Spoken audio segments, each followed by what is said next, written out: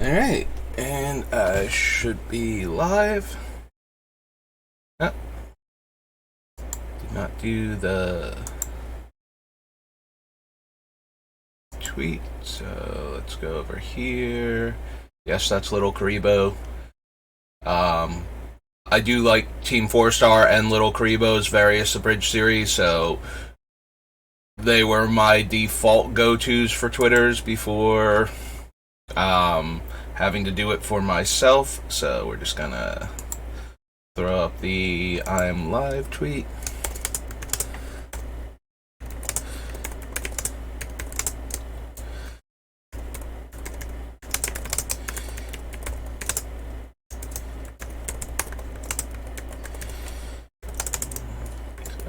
Twitch.tv/SBR_BLD. There I am. Okay.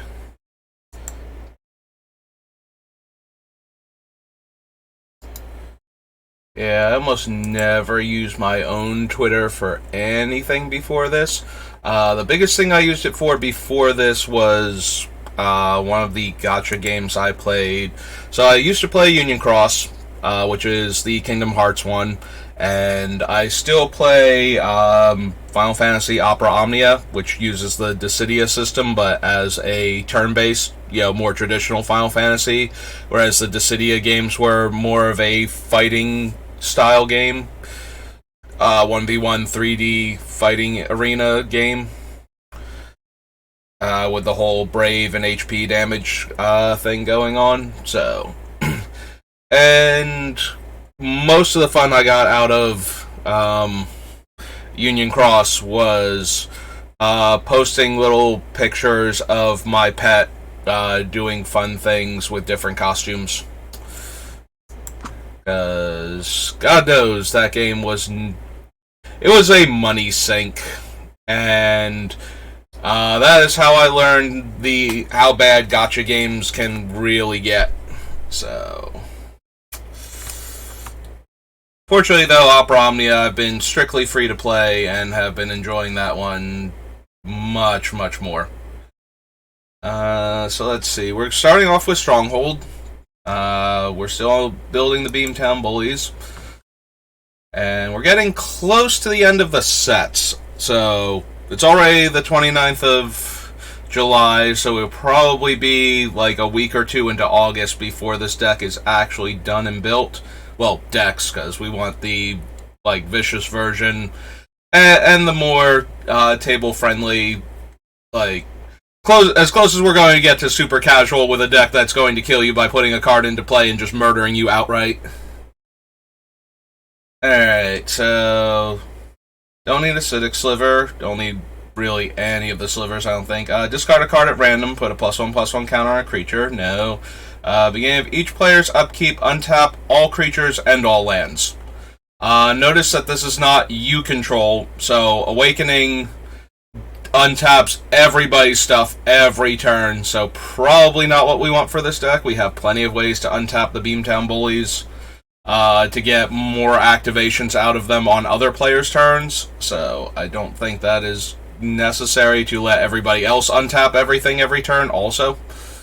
Bottomless Pit, discards at random. Brush with Death is Tendrils of,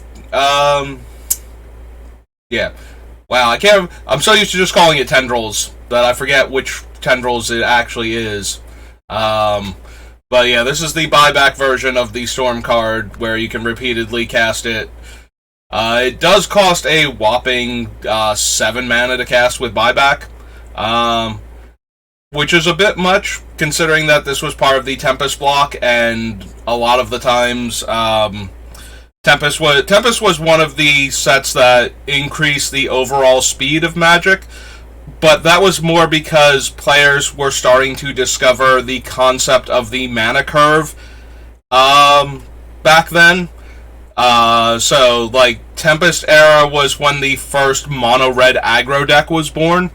An actual mono-red aggro. Before this, players had built decks where they put, Back before there was the 4 of rule in Magic, players were just jamming lightning bolts into their decks and Wheel of Fortunes and, like lots of red mana sources, any Moxen that they had, any Lotuses that they had, and just, casting a whole bunch of lightning bolts and then wheeling to get more cards and just throwing as much direct damage burn. And then Wizards decided, you know what, maybe if players are going to buy full cases of booster boxes to build their decks, we should have some other restrictions on what cards they can run to stop shenanigans like this. So first there was the 4 of rule, then the deck size increased from 40 to 60. Then they started actually having a banned and restricted list and whatnot for tournaments. So, 7 mana, when we were just starting to discover that decks could go really fast and, kill people on turn 4, seems like an awful lot. For limited purposes, though, being able to get to the late game, early game, you spend 3 mana, you deal 2 damage, you gain 2 life.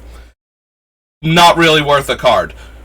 Unless you're going to kill your opponent or get just enough tempo that you can survive their attack and now you're going to clock them faster than their clock is on you, type of thing. But if the board stalls out, which was very common back then, and you got, to 7 mana with this card, you would just win the game. Because you're draining them for 2 every turn, and they're not doing anything, and the board states are pretty even, so... Yeah, flashback. Buyback is one of the most grindy, abusive mechanics ever. Buyback is a very frustrating mechanic to play against in Limited, especially if the spell does not target, if the thing that you're using to buy back constantly does not target permanents, it targets players. That can be nearly impossible to stop without actual counterspells. If it targets a permanent in play and you can remove or otherwise protect the permanent, the spell with buyback will have no legal targets and the game rules will counter it, and that will cause it to not go back to the owner's hand. The spell does have to resolve in order for it to go back to your hand with buyback. So... that is why in Tempest there is a rats that lets you just sack your permanents. I forget, it limits which permanents you can sacrifice. I think it's just creatures and lands, but yes, there is a rat that's only purpose, and when I saw it, being, not new to Magic, but, relatively, I had not been there from the beginning, so I had 1 year less experience with the game than other players, and... Like I said, a lot of players back then, the technology for building and understanding Magic has grown infinitely since the early days. This was back when we could first go on the internet and discuss Magic. These sets were, okay, it's not that bad. Alliances was the first time I ever went online to talk about Magic. So... being that the game is, predated the idea that everything was online and that all of this information was being shared and was easily accessible and everything, meant that the development process for just coming up with the basic concepts of Magic and disseminating that information was not what it is today. So, yes, it took a while for people to fully understand and start being able to articulate things like card advantage, mana curves, mana efficiency, tempo. The term tempo, as we use it today to, slow an opponent down and take them off of the normal development process of how the mana curve normally works, was coined during Odyssey. Odyssey was early 2000s. The terminology for tempo as it applies to Magic today was really coined, only 20 years ago.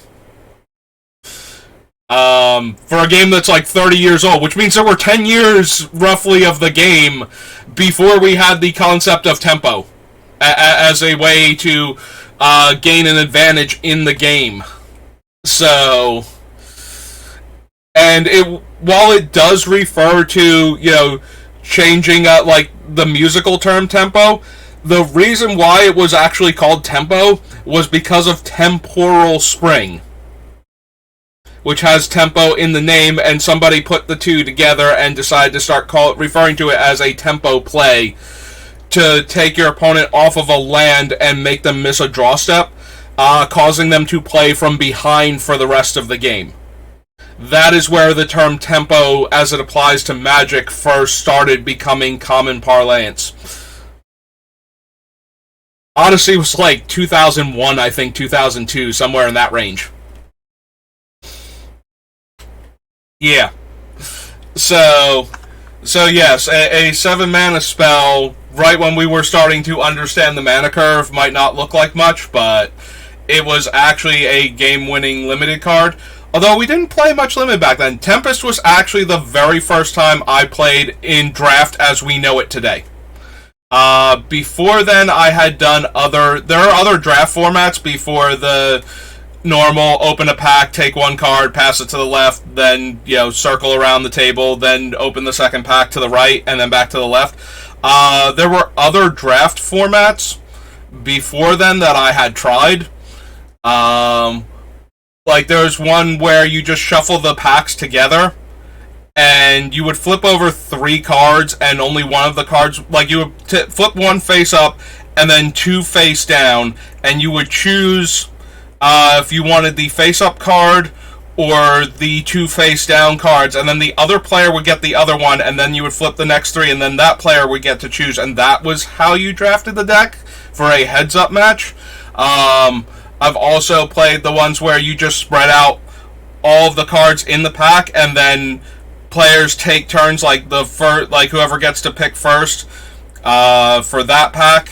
Like whoever's pack is, they get to pick first, and whoever picks last gets a second pick from that pack, and then it goes like in reverse order, so the person who picked like 7th gets another pick, and so on, and then like each player opens their pack and does it. Yeah, I've done a lot of weird drafting variants over the years, so before we got to the traditional draft, but the first time I ever did a traditional draft was actually Tempest, which is the first set of this block.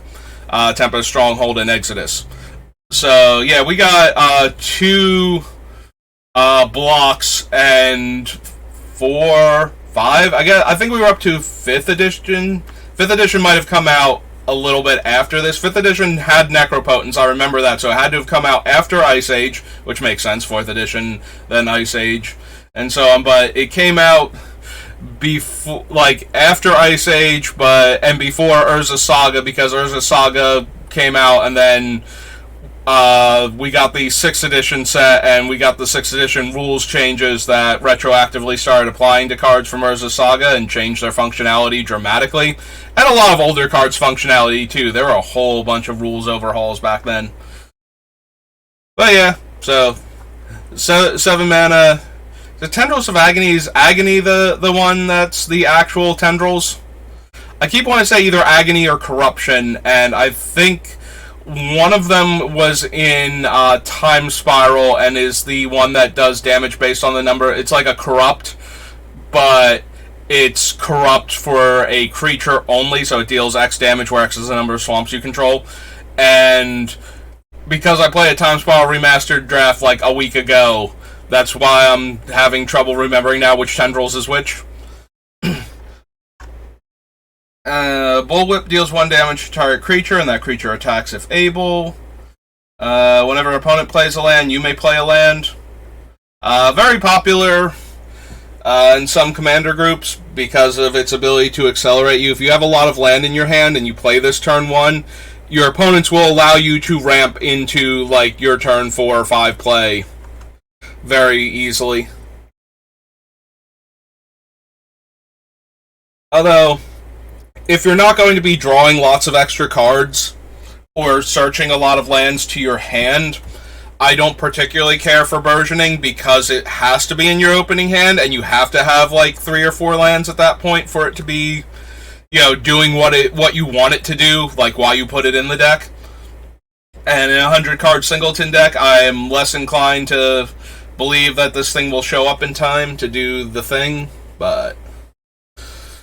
Cannibalize. Choose 2 target creatures controlled by any one player. Remove one of them from the game and put 2 +1/+1 counters on the other. So you make one of your opponent's creatures literally eat the other one, and then wear its bones as armor for good measure.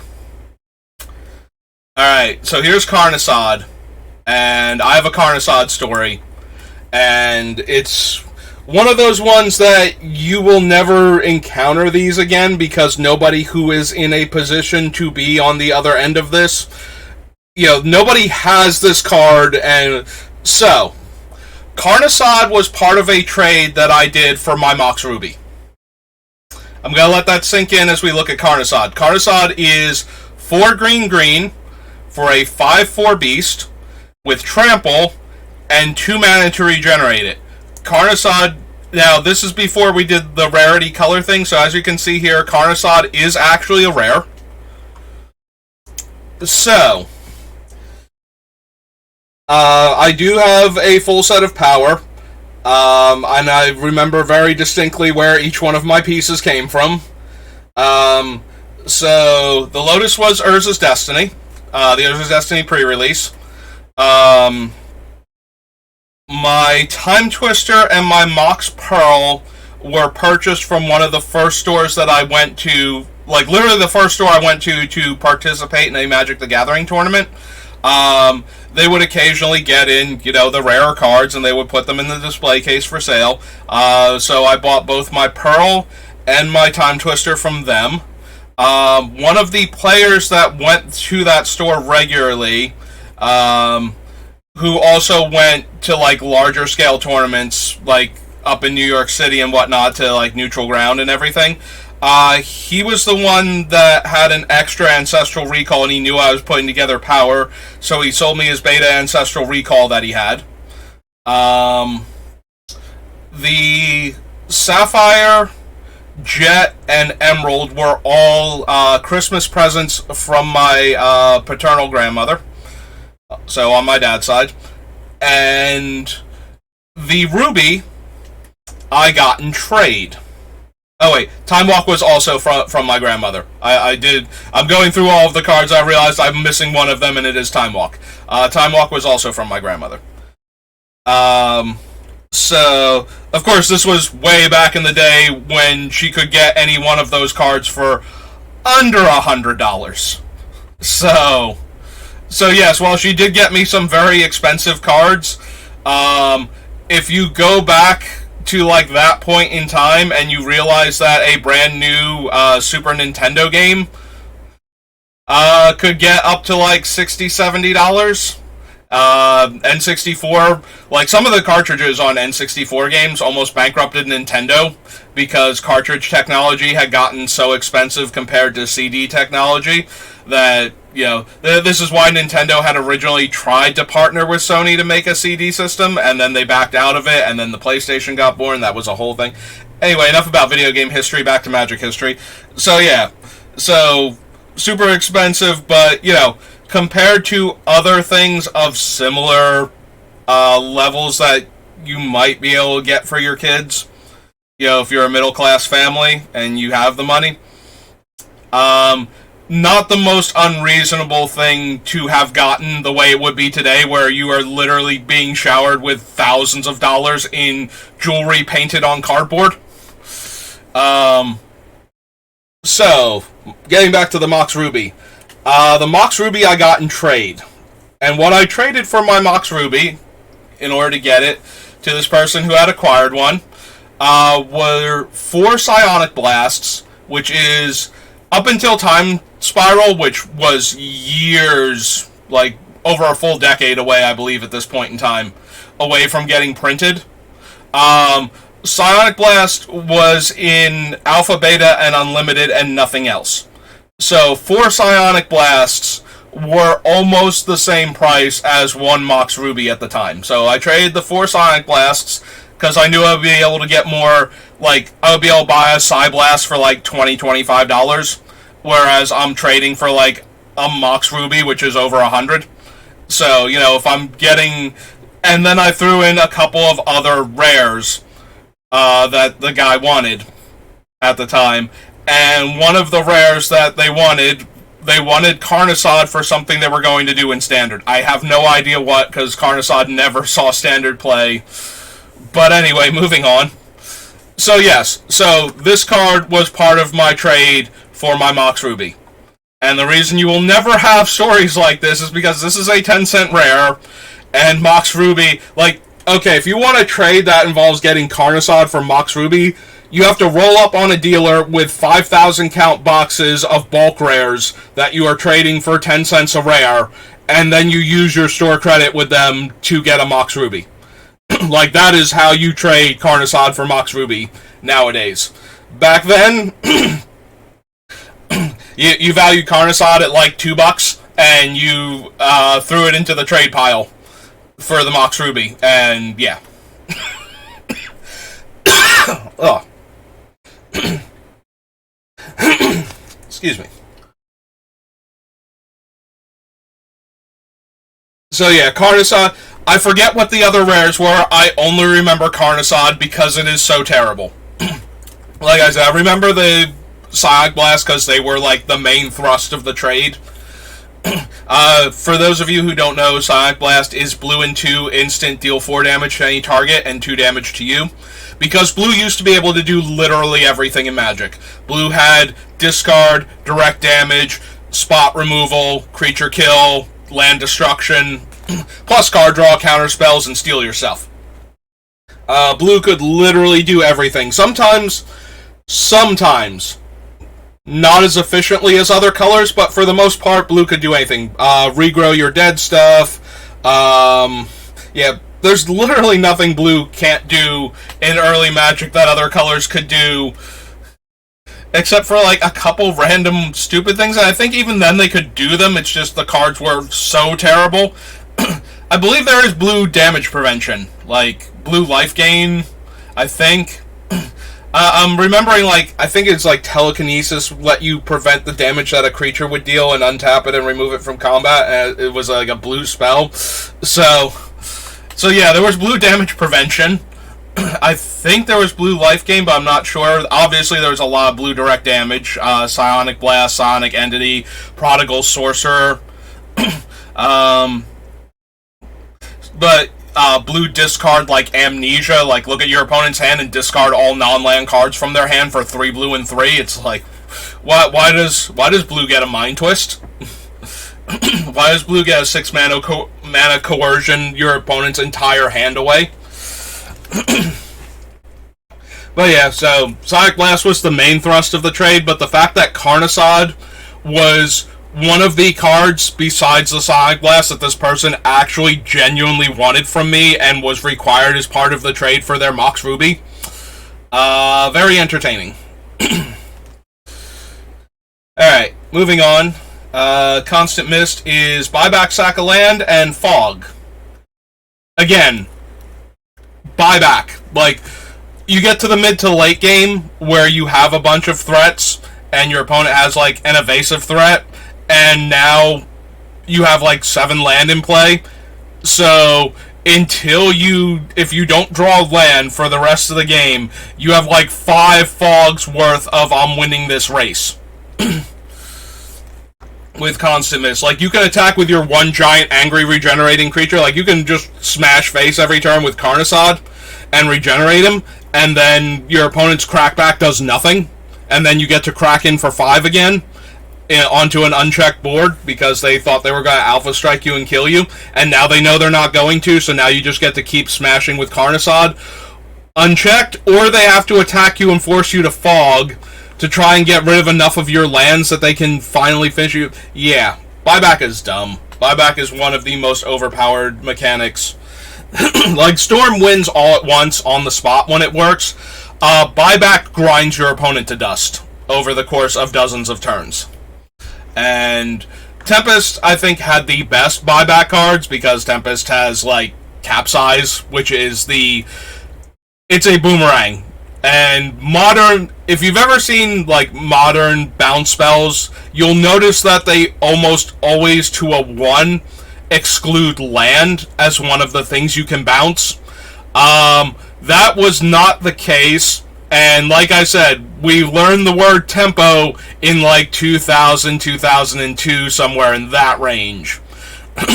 So that's when it started to become a thing to not let you bounce land specifically. Before then, bouncing lands was generally considered to be a mediocre play, because your opponent was allowed to play a land every turn. So if you bounced their land, they could just play their land next turn, and the idea of mana curves didn't start until freaking Tempest, so... Hey, more water.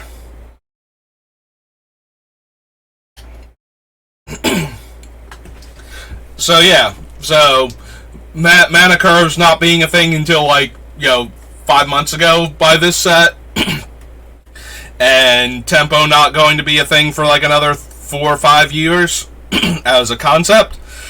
Wizards was perfectly okay with printing the card bounce target permanent to its owner's hand. I'll get through this, like, mucus in my throat eventually, I promise. It wouldn't be one of my streams if I didn't do it directly after lunch, and and I'm fine until I start talking for like 10-15 minutes, and then all of a sudden my throat is like, no, I'm going to strangle you with mucus again.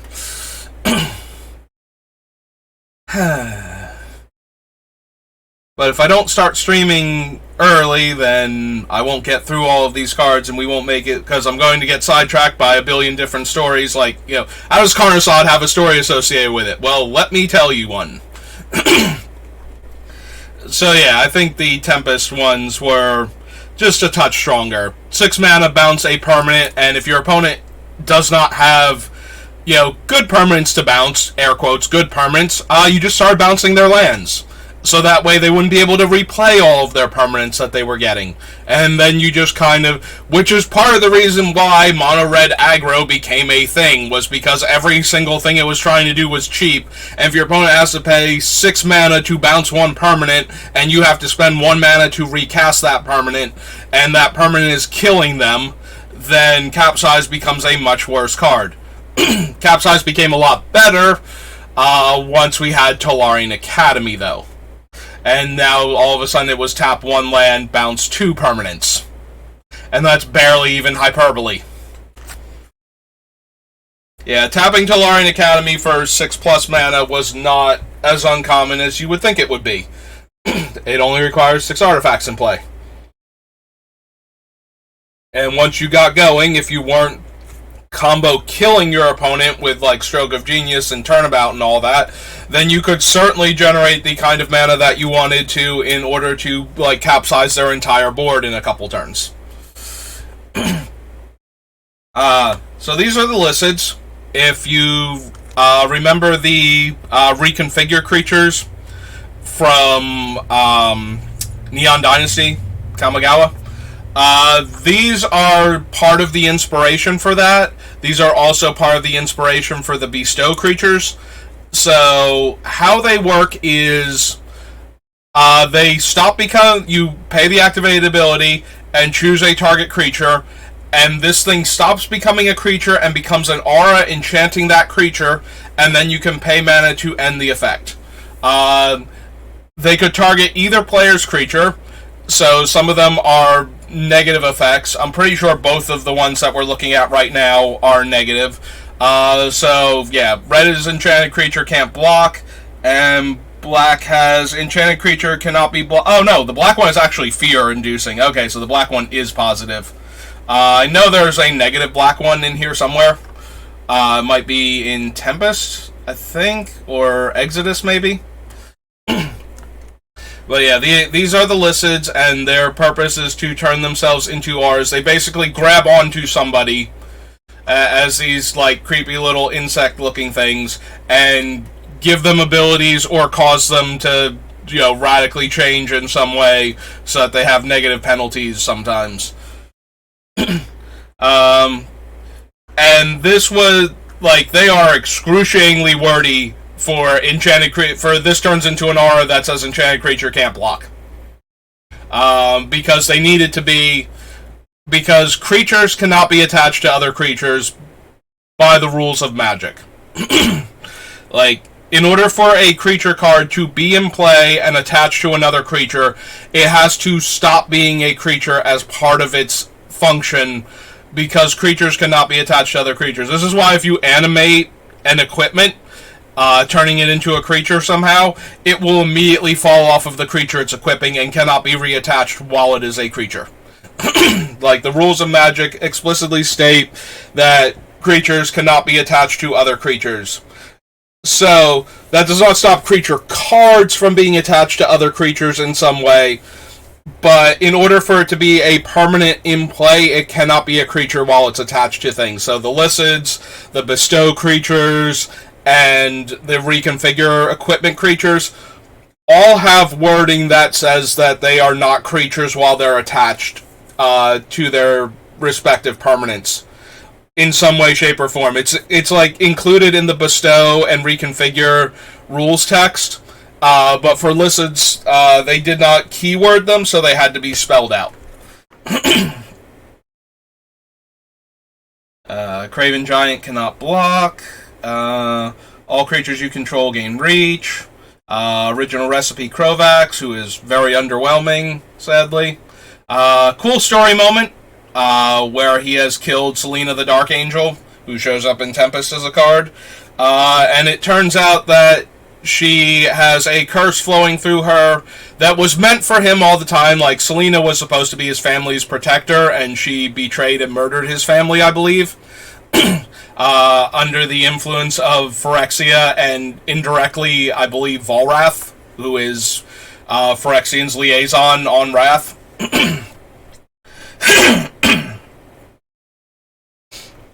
And, yeah, so he winds up killing her in order to protect Miri, the Weatherlight's resident cat girl, and killing her triggers the curse and turns him into a vampire. That's why you see all the angel feathers falling behind him, is because he has just literally shattered her like glass with his magic sword. And this led to Krovax and Miri eventually fighting. Like, he passes out from this and wakes up as a hungry vampire who's looking to feed. Miri got pretty badly injured in the fight, so she also is recovering. So they're both, like, in the hospice section of the Weatherlight. And Krovax wakes up all hungry and looking to go kill some crew members. And she wakes up because she knows something's wrong. And she follows him and winds up getting into the fight that gets her killed. And that is why Miri the Curse, when she shows up later, because the fight between Miri and Krovax, as detailed in the actual book, implies that the fight was going to turn her into a vampire if he had not killed her outright before the transformation could complete. So I always thought that the Miri that fought this Krovax was the one in not Time Spiral, the second one, Planar Chaos. But it turns out that no. After reading more on the Planar Chaos story, it's that she kills Selena instead. Yep, there's Deathstroke, which is Krovax killing Selena. And it mentions the curse in the flavor text. And Dothi Trappers, tap target creature gains Shadow. Yeah, Weatherlight block, the whole Weatherlight saga was the first time Magic had, like, a huge overarching story that covered multiple sets, like, more than one block at most.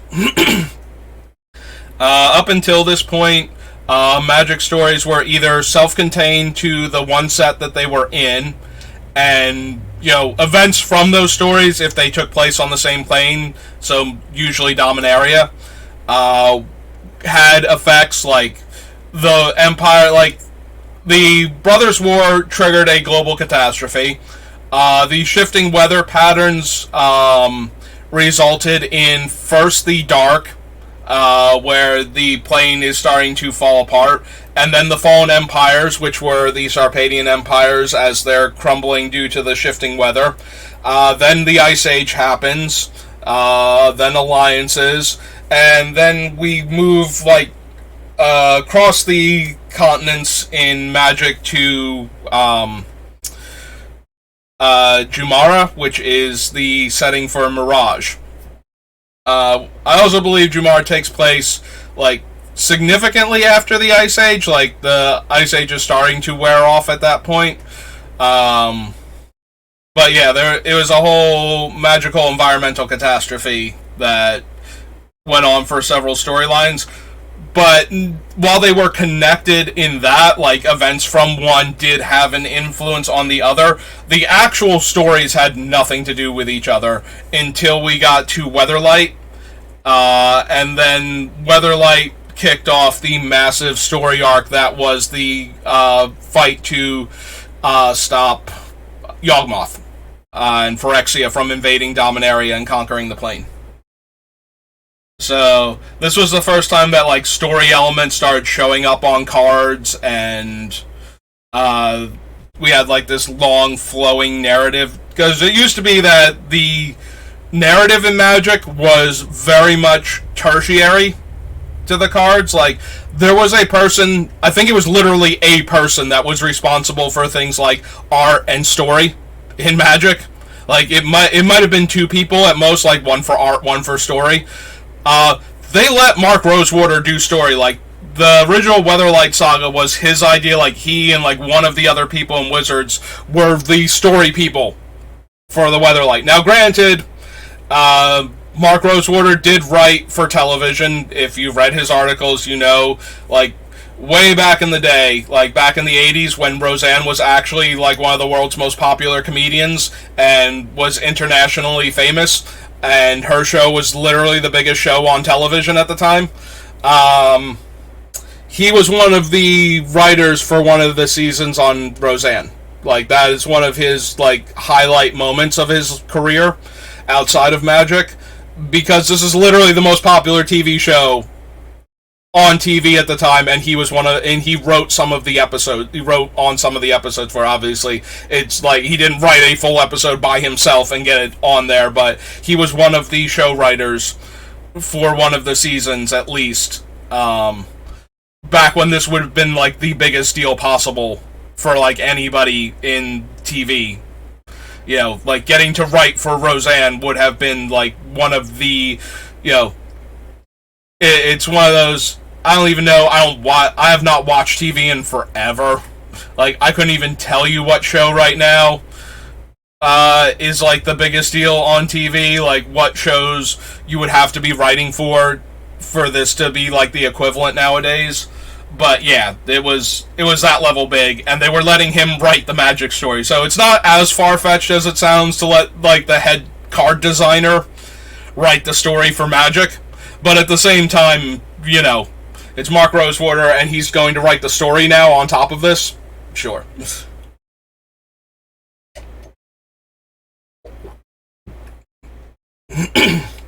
Alright, I'm out of order, so the next time I need some, I might just have to mute the mic and wander off for a minute. But yeah, so this was, this is the third set to continue the storyline, so seeing actual major events in the storyline portrayed on cards, nowadays that's a thing, and they even have story spotlight card 1, story spotlight card 2 type of thing. And all of the cards show the major characters and them doing stuff that, now that this was a novel concept back then. That was not the default for a while in Magic. Target creature cannot block Duck Crawler this turn. No. Flying Shade. No. Put 2/+1/+1 counters on creatures. No. If you control any creature with toughness 2 or less, you have to sacrifice it. There's Ensnaring Bridge. One of Control's favorite cards if they can empty their hand. which was not actually a popular thing. Like, this was the point in Control where we had concepts for card advantage. You know, there was the Wiseman's The Deck, which was all about drawing extra cards, making opponents discard cards, and then slowly grinding out an advantage over dozens of turns. So this card was not a huge success when it first got printed. Later, like, tap-out control decks and ones that could empty their hand and control the board with the things that they had put on the board, would love Ensnaring Bridge, and that's why it shows up in decks like Lantern Control, where you just need the opponent to not be able to kill you while you are slowly eviscerating them with your stupid mill combo. Fanning the Flames, 2 red X and buyback 3, and it is the fireball of the set. Again, similarly to how the buyback spells I think are stronger in Tempest, the burn spell in Tempest that is similar to this is Rolling Thunder. And if you have never played in a limited format with a common Rolling Thunder before, you're missing out if you were the person playing red and you got to do the cool thing. You're not missing anything you want to be a part of if you don't want to watch 5 of your permanents explode simultaneously because your opponent got to 7 mana and you have a bunch of 1 toughness creatures in play. Yeah, Rolling Thunder is just straight up 2 red and X and deal X damage divided as you choose. And that kills a lot of stuff. Or the best stuff. And sometimes a lot of the best stuff. You know, just whatever you need it to do. Deals 4 damage to target player and each creature they control. For the low price of 7 mana, including quad red. This was the first time Fling was ever printed. And nobody really liked it at the time, because you had so many cool burn options that why would you ever want Fling? The answer is it let you sacrifice the creature that was being targeted by the buyback spell and deal damage to your opponent or one of their creatures so that you could counter their spell and kill one of their things or dome them for a lot of damage and stop the relentless buyback. Flowstone Blade lets you plus power minus toughness creatures. Notably, this is a functional red removal spell that can kill a creature without damage. It costs a lot of red mana to do it if its toughness is high enough, but you can throw this on a creature. Like, if you have the 12 red mana, you can kill Ulamog. You can -11 him down. I think one of the Ulamogs is an 11. One of them is definitely a 10, I think. Are they both 10s? Are both Ceaseless Hunger and Infinite Gear 10s? They might be. So yeah, for the low discount price of 11 mana, originally 10 mana, now on sale for 1 red mana less, yes, you can kill an indestructible creature with a red spell that's not trying to burn them and take away their indestructible as part of their burn function. Helion has haste and can just plus its power minus its toughness for no mana. 4/5 Trampler that can do it. 3 mana 2/2. And none of these are particularly great. Foul Imp 2/2 Flyer that makes you lose 2 life when it comes into play. We already have like 4 or 5 different creatures like this that are also flyers that have like power equal to their casting cost that make you lose life equal to that power when they come into play and have an evasion ability. So I don't think we need the cheapest version of it. Is unaffected by Summoning Sickness, so 3 mana, 1/1 haste Fire Breather. Alright, Grave Pact. We already have Erebos' Intervention, but we are going to add this one also. Erebos' Intervention is a retake on Grave Pact. So there's this one. So it's Grave Pact, Erebos' Intervention. I believe Butcher of Malakir is the creature version of it. They all do the same thing. Whenever one of your creatures dies, each other player has to sacrifice a creature. Notably, if two different players have this out, players will have to keep sacrificing creatures until one of those players runs out of creatures to sacrifice to keep triggering this effect. So that is a potential problem, because we will not have a ton of creatures most of the time, but it is worth noting that if we're going to grab our creatures back and sacrifice them, these effects will make our opponents also have to sacrifice creatures, so we can get more stuff off of the board. In the process of giving out ours, like, we are making headway against our opponent's board positions with cards like this. So, Heartstone is the creature abilities one. Yeah. Heat of Battle. Whenever any creature blocks, Heat of Battle deals 1 damage to that creature's controller. Not nearly good enough. Hermit Druid. A card that we all thought was terrible when we first saw it, until decks started popping up that wanted to put huge numbers of cards into the graveyard in order to power out effects. And all of a sudden, if you have this guy... so you reveal cards from the top of your deck until you reveal a basic land card. You put that card into your hand and all other cards revealed into your graveyard. If your deck has no basic lands and you activate this guy, you mill your entire deck. So, cards like Songs of the Damned, which gave you a black mana for every creature in your graveyard. Yeah, that was an actual deck. Like, that was a thing that happened.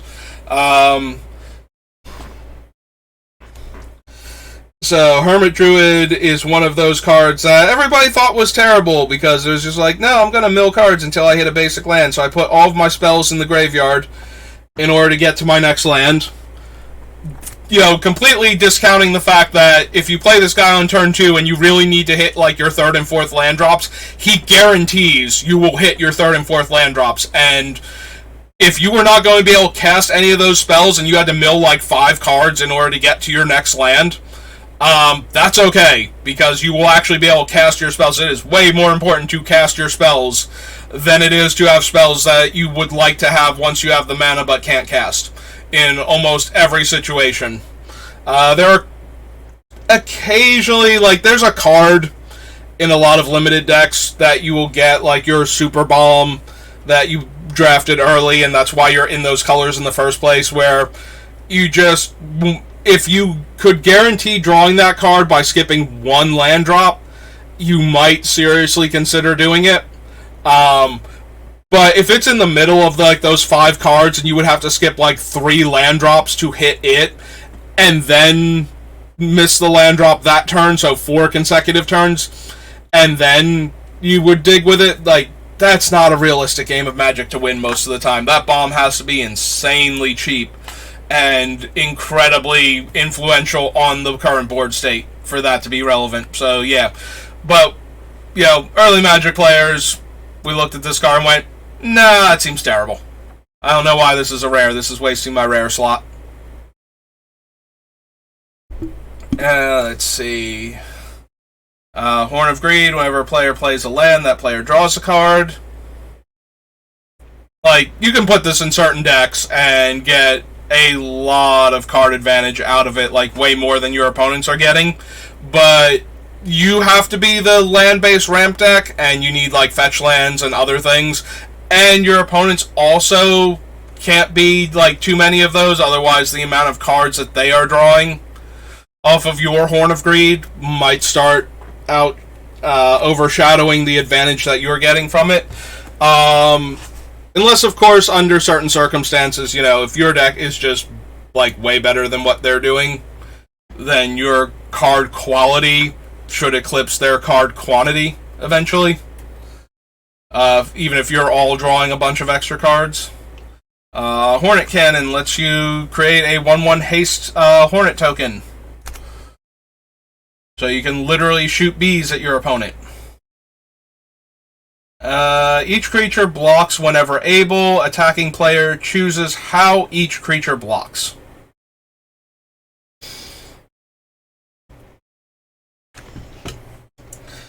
So this one is kind of interesting with our whatchamacallit creatures. The ones like the Jackal Pup style creature. Like, we have a few of them already. Most of them are in black. Whenever this creature is dealt damage, it deals that much damage to its controller.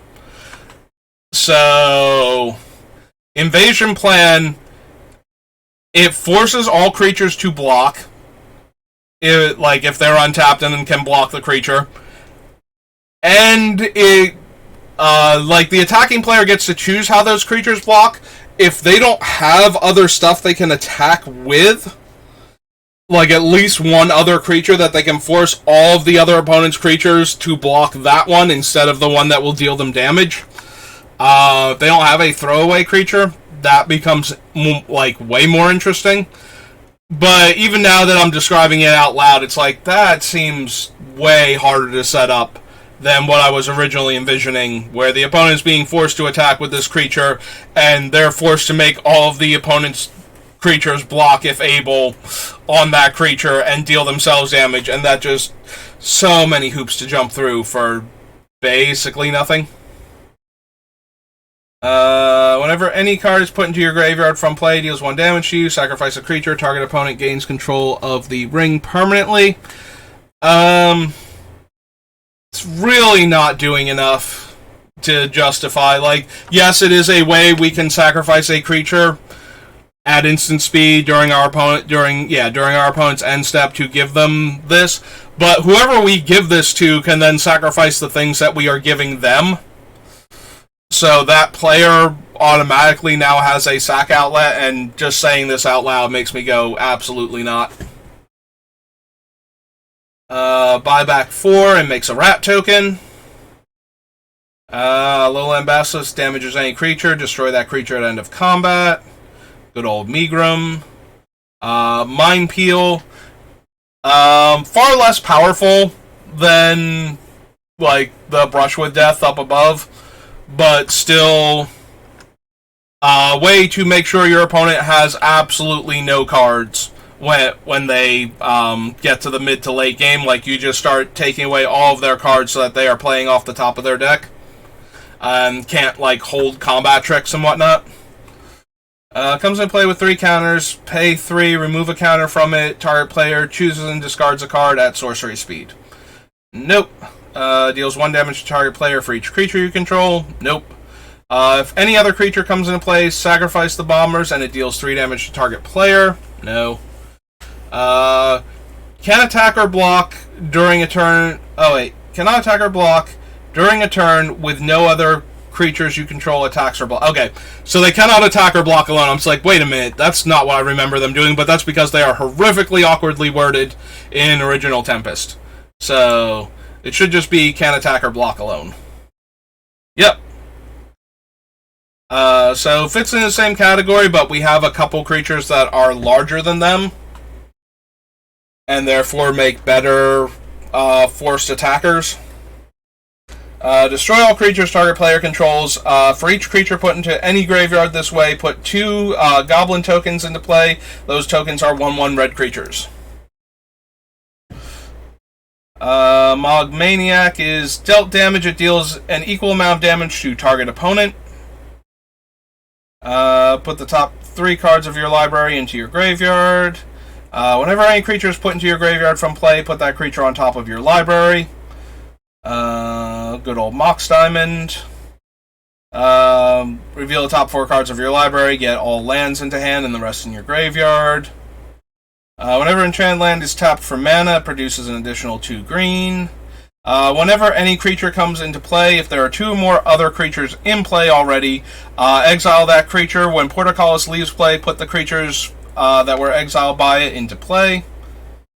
All creatures I control have trample. The original provoke. Untap target creature you do not control. That creature blocks this turn if able, and draw a card. So the entire provoke mechanic is named after this card, which provokes a creature. Top target blocking creature gets -1/-1 until end of turn. Power and toughness equal the number of creature cards in your graveyard. Ruination, because why should we have good mana bases? Why should we not punish players for being able to tap their lands for multiple colors of mana? Their lands are already coming into play tapped, or dealing them damage, or other, minor drawbacks in order to have, like, actual good, nice mana.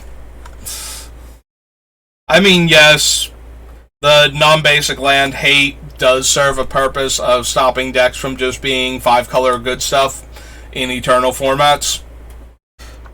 But at the same time, if you've never played against a deck that runs almost exclusively basic lands in Commander and runs Ruination to lopsided Armageddon the table, good for you.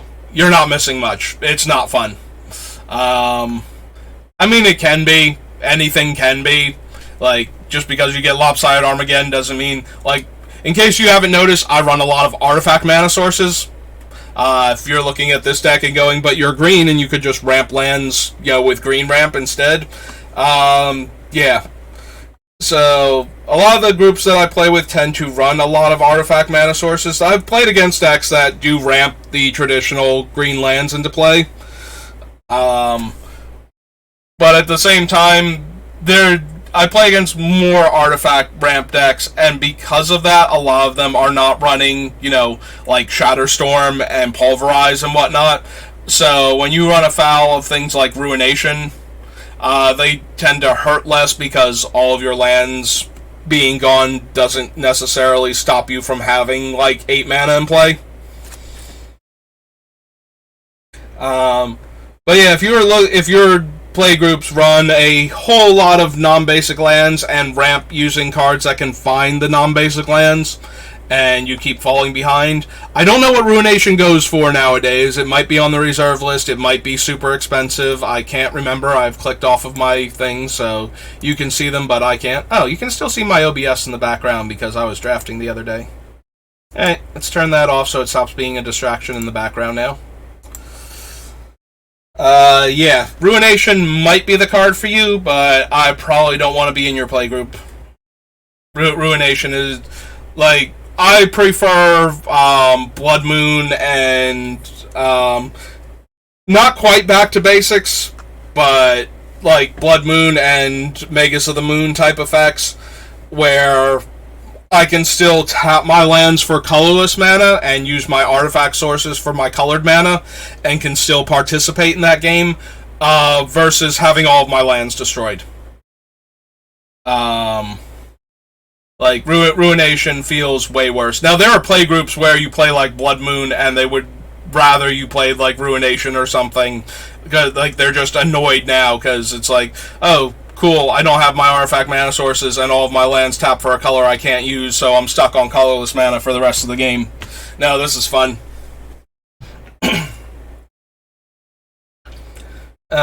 Seething Anger is +3/+0 and buyback.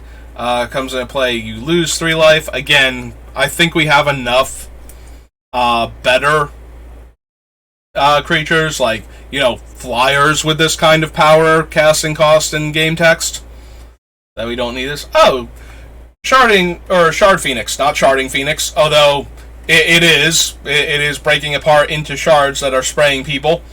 This thing is just like a head and wings, and the wings are breaking apart.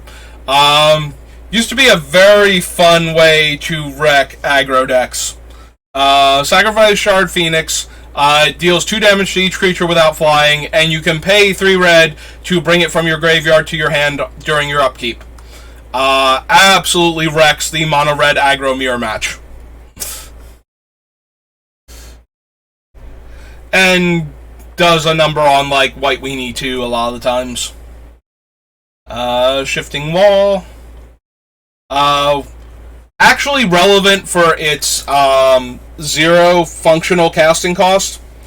So if you remember Protean Hulk, one of the things that you can do with Protean Hulk is, because you can get total casting cost up to his casting cost, if you grab, like, 4 Disciples of the Vault, and you grab, like, these Shifting Walls and, things, your Hangerback Walker variants, where all of them have casting costs that are just X's and have base power and toughness 0, and you put them all into play, and that causes all of them to die and triggers all of your, Disciple of the Vault effects to go off.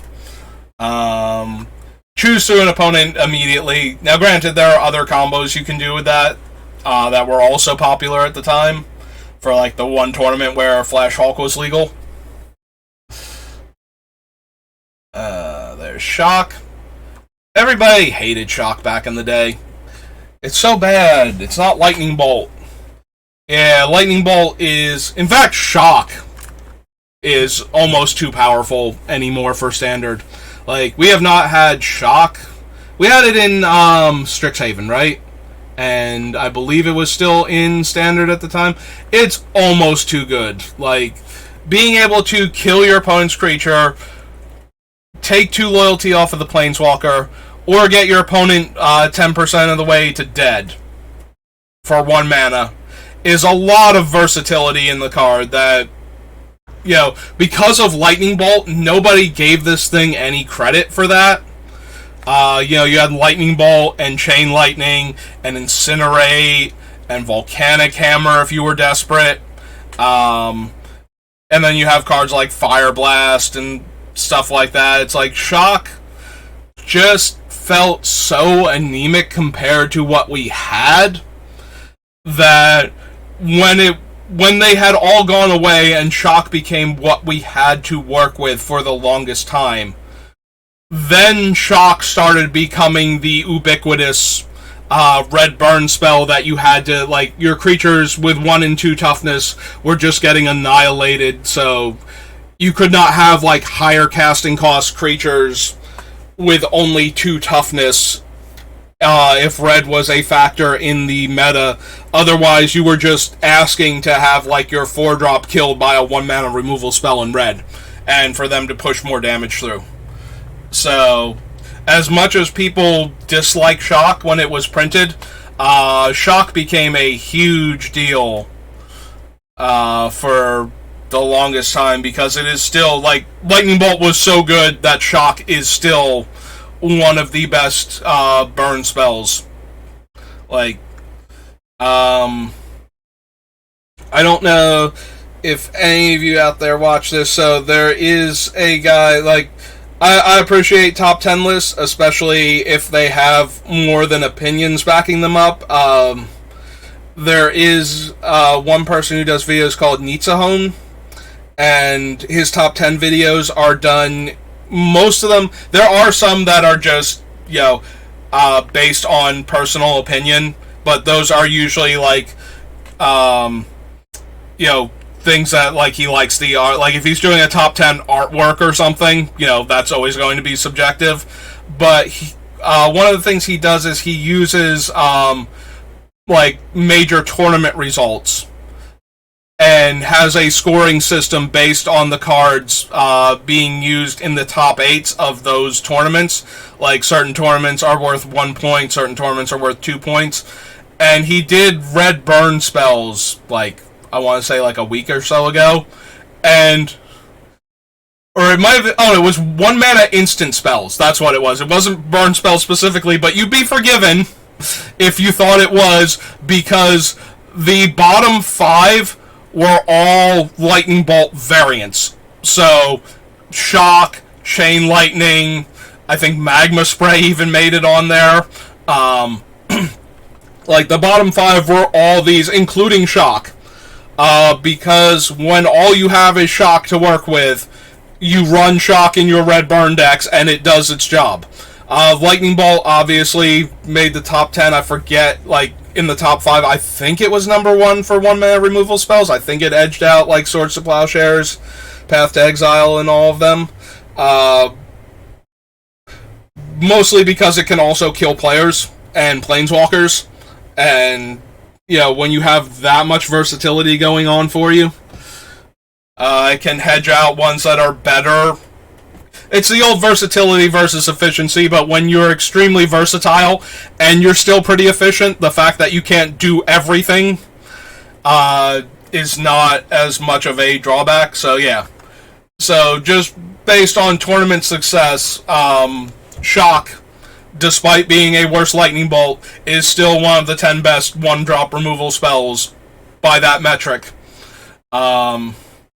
Just because it's had so many opportunities to be the best burn spell in a given standard, or to be an extra burn spell in your other formats. You know, once your deck has 4 lightning bolts in it, like, where do you go next if you need more burn type of thing, and sometimes shock really is the answer. Comes into play with a +1/+1 counter on it. Pay 1 for each +1/+1 counter on it. Regenerate them, and then put another counter on it. Tap target creature with flying gets -1/-1 until end of turn. Tap add green. So it's a hill giant that is allow more elves. Spike breeder. Not the spike we are looking for, so the spikes are fondly remembered for Magic players from this time period in a lot of cases, but not for most of them. Like Spike Breeder, Spike Colony, no. Spike Feeder, absolutely. Like Spike Feeder and Spike Weaver are the 2 spikes that everybody who played during this era remembers. Spike Feeder, also nicknamed Peaches, because of their desire to eat and burrow into and enjoy the nutrients of the inside of this particular fruit. And Weaver never had a cool nickname, sadly, to go along with this, but Spike Feeder and Spike Weaver, this one you can remove the counters to gain 2 life, and Weaver you could remove the counters to fog. So you could still pay the mana to take the counters off of them and put the counters on other creatures. So they could pump your stuff. This one can gain you life. The other one could prevent damage. And it's a 3 mana 2/2, which creatures were still terrible back then. So this kind of versatility and being a Grey Ogre stats were perfectly fine. The rest of them, I want to say like maybe 1 or 2 of them saw a tiny bit of play, but for the most part, it was relegated to Spike Feeder and Spike Weaver. But because those 2 were so ubiquitous in certain decks, they showed up a lot in recurring survival. Like you can put one of them into play. You can put Spike Feeder into play, remove one of the counters to gain 2 life, and then sacrifice it to the recurring nightmare to get a different creature back. So you could use it just to gain a little bit of life without having to dip outside of the 2 primary colors. Although, to be fair, the deck was often a toolbox deck and would run cards of other colors in certain builds of it, just because you could easily discard them to Survival of the Fittest and then reanimate them with Recurring Nightmare and never have to actually cast anything. But Feeder was one of the ones that you could cast as a creature to get the ball rolling and gain 2 life and then sacrifice it and start your whole combo engine. And technically, it's more of a value engine. There was a combo version of it until they started doing their power level errata, which I believe I talked about in another one of these videos when I encountered something that had power level errata on it, and talked about how they had to change it for cards like Recurring Nightmare, and then they changed them back later on. But yeah, I don't think we need any of these spikes. Or the slivers. Comes into play with 4 counters on it. Remove the counter, deals 1 damage. No. Tap, sacrifice a creature, destroy target non-black creature. Meh. Gives other black creatures -1/-1. There's Selena's Sword. Sword of the Chosen. So, before there was equipment, you will notice that there are a handful of items in Magic that are just artifacts that have abilities like this.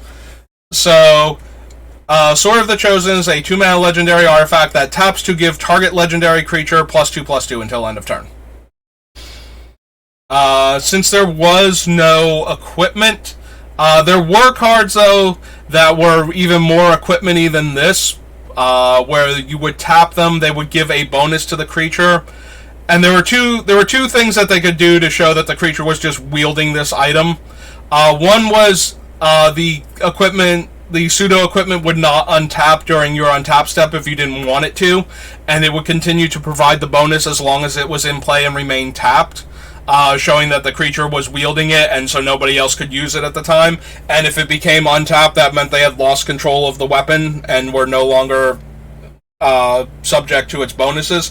The other one that was way worse, that also showed up a lot of the time, is if the creature that was targeted by the effect died this turn, they basically lost the equipment out in the field with the corpse.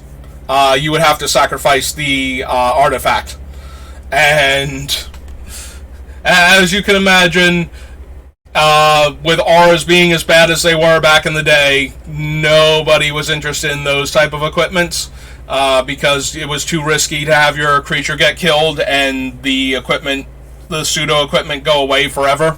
Yeah, it was a lot more aura-y and a lot less equipment-y back then in those regards. So, but none of these things really saw any serious play.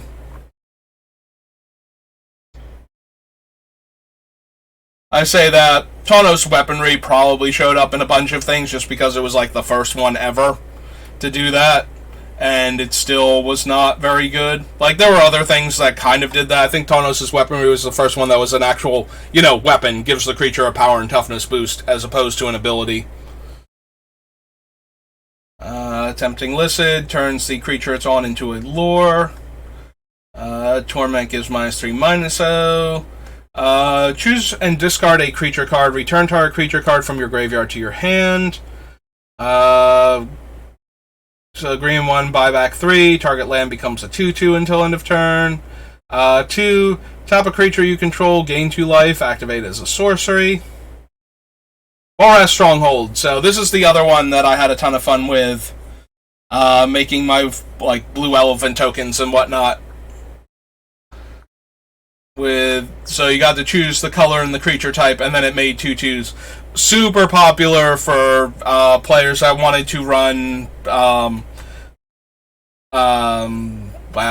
blanking on the terminology. When the creature type matters, tribal. Players that wanted to run tribal decks where they had like a tribal lord, but the lord was printed because there was not enough support for it.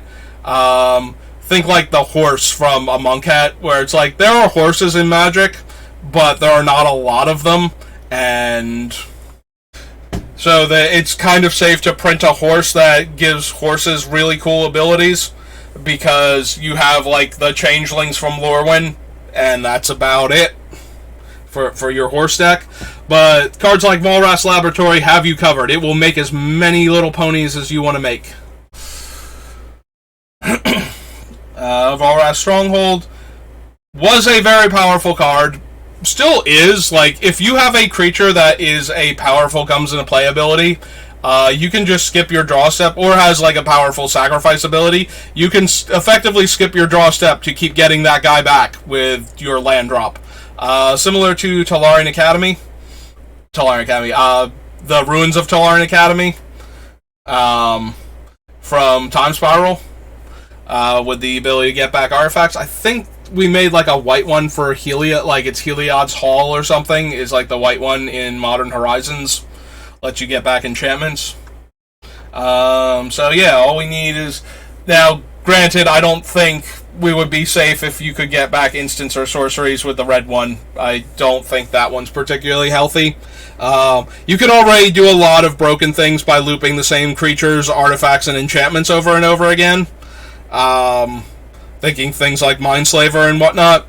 But instant and sorceries is the colors of, like Time Walk effects and counter spells and such.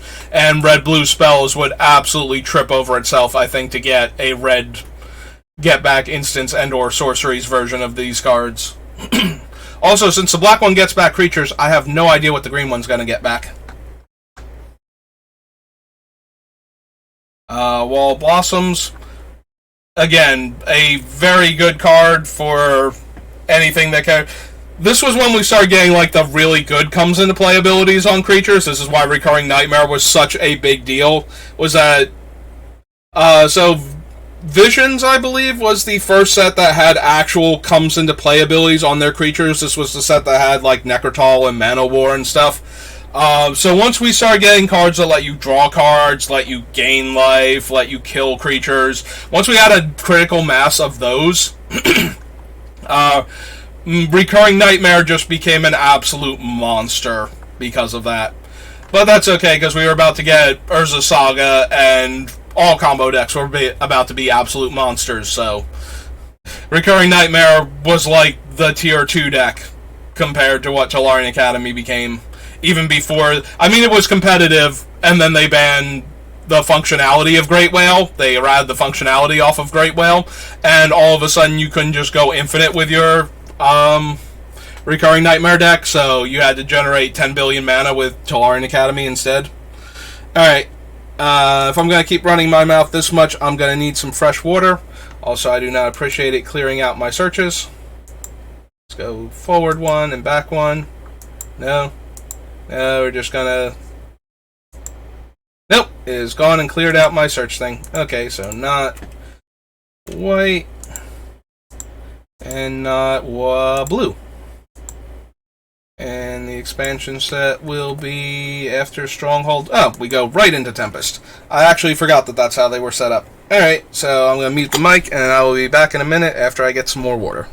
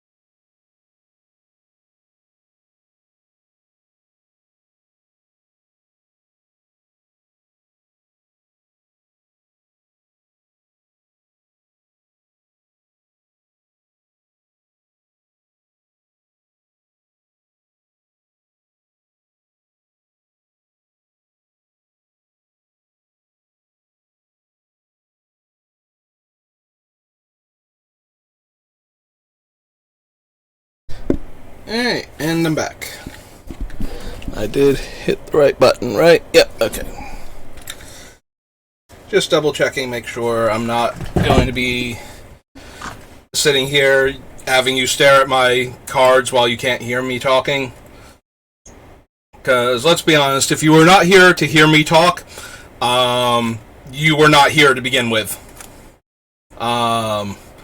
For all of the interest that you can get from... I mean, there might be one person, if I had a large enough group of people that were actually watching everything that I was doing, I could believe that there was one person out there who was like, no, I want the deck list and I want the cards, but I don't want to listen to this guy talk.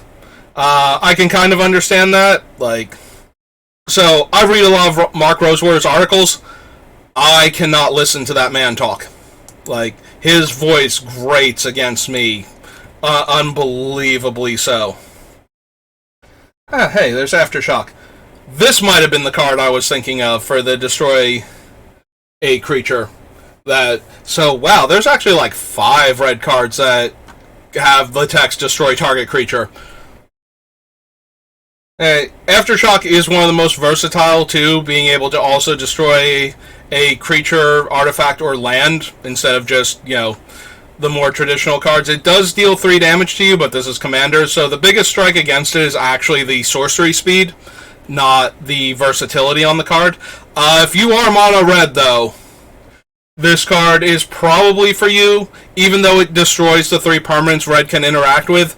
Being able to destroy a creature without having to deal damage to it, so things that prevent damage, things that naturally get around it, just gives you a little bit more versatility, and being able to destroy an artifact or a land also is going to be relevant. Like, utility lands are still always going to be a thing in Commander.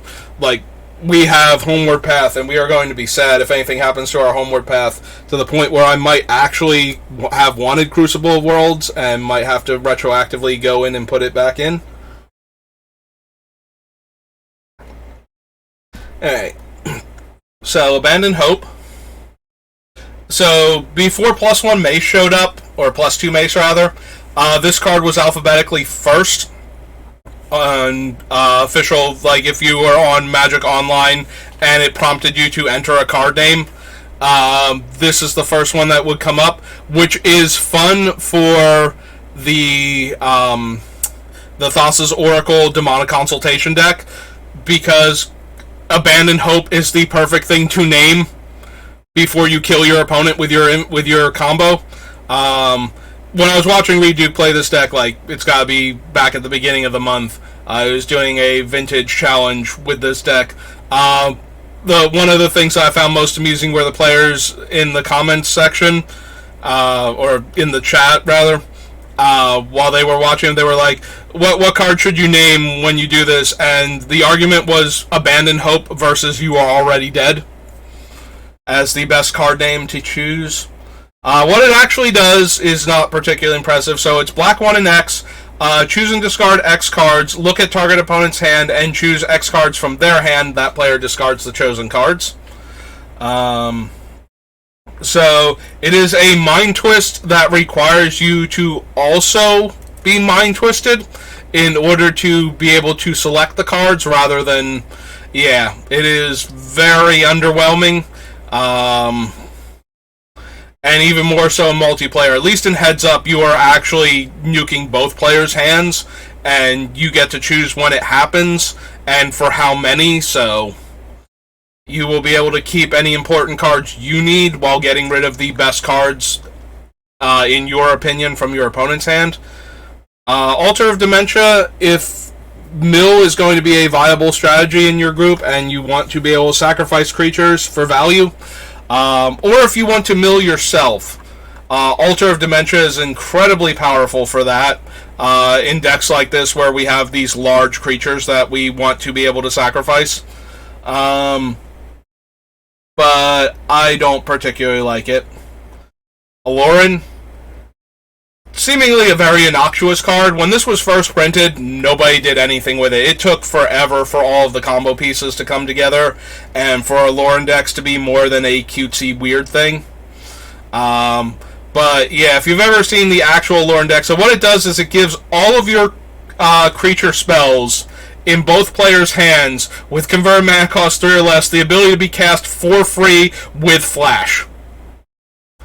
And there are some really, really degenerate things you can do if all of your 3-drop and less creatures have this card costs its entire mana cost less to cast, colored mana included, and can be done at instant speed. One of the biggest combo pieces, we didn't see this one because it was part blue, but those gating creatures in Plane Shift, Cavern Harpy. Comes into play, it bounces a blue or black creature you control, but Cavern Harpy itself can be bounced back to your hand for 1 life, which allows you to infinitely trigger. Like, you play the creature you want with the comes into play ability, that's blue or black, you cast the Harpy, also for free. Like, both of these cards are now free because they're 3 or less.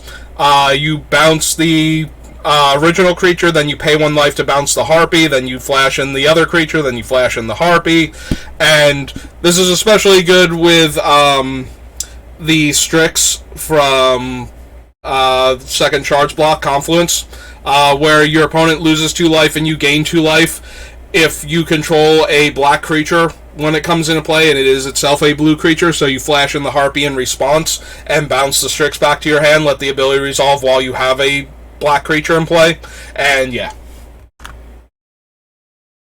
Yeah, that is one of the Aloran combos. There are plenty of other ones out there. And notably, the Imperial Recruiter and Recruiter of the Guard from Conspiracy are both 3-drop creatures that can tutor up a lot of the creatures that you would use as combo pieces for this. So, yes, you only need to be able to cast Aloran, and then everything else in your deck becomes free and lets you put together your combo and do the cool thing. Ancient Ruins, during each player's upkeep, deals 1 damage to that player for each artifact they control.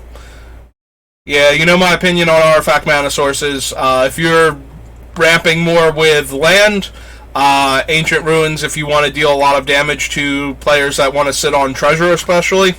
So if you play against the treasure deck regularly and you ramp with lands, this might be the card you're looking for. Basically, it's half of a black market tycoon that they can't, that they didn't get to choose to have in play for themselves. So now it's going to dome them for all of their treasure every turn. Ancient Tomb, one of the more underrated mana ramp cards. So it taps for 2 and deals you 2 damage. Getting more mana than your opponent is almost always better than having more life than your opponent. Like, in almost every situation. It is painful. It is a problem when you have to tap it when you didn't need both colorless mana. Like, if you're going to spend less than your total amount of mana, but not enough that you can not tap the Ancient Tomb. Like, if you have to spend 6 mana and you only have 7 mana, including the Ancient Tomb, then you have to take 2 damage to cast your spell. Even though if you had had a normal land, you could just tap it for 1 mana and you would have the 6 that you needed. So, in that regard, Ancient Tomb can be a problem. But Ancient Tomb gives you 2 mana for 1 land. And there are so many terrible lands out there that have the effect of tapping for 2 mana and have drawbacks like this, or actually actively worse than this, that have seen play because they tap for 2 mana. If you've ever seen a deck that runs City of Traders, if you play another land, it explodes, and it taps for 2 mana. The ability to get ahead of your opponent on mana is so... But if you've ever watched people draft things like Eternal Masters, or not Eternal Masters, the Vintage Cube, rather. Sorry, not Eternal Masters, the Vintage Cube. Wrong format. This thing will tend to go very late a lot of the time, and that is very questionable. Ancient Tomb is actually... Like, it's dangerous, don't get me wrong. You can accidentally kill yourself. You need to have an active plan when you play Ancient Tomb. Like, you don't want to just sit back and cast a lot of reactionary spells. Because if your land is doming you for 2 while you're playing reactionary spells, you have to really need that mana advantage in order to make it worth it to combat, like an aggro deck or something. But if you are an aggressive combo or like creature deck, Ancient Tomb is 100% where you probably want to be. And it goes very late a lot of the times from what I've seen just watching other people draft it. And it always seems like whenever I'm like in a stream watching and somebody like the streamer takes Ancient Tomb, like Kenji or Caleb or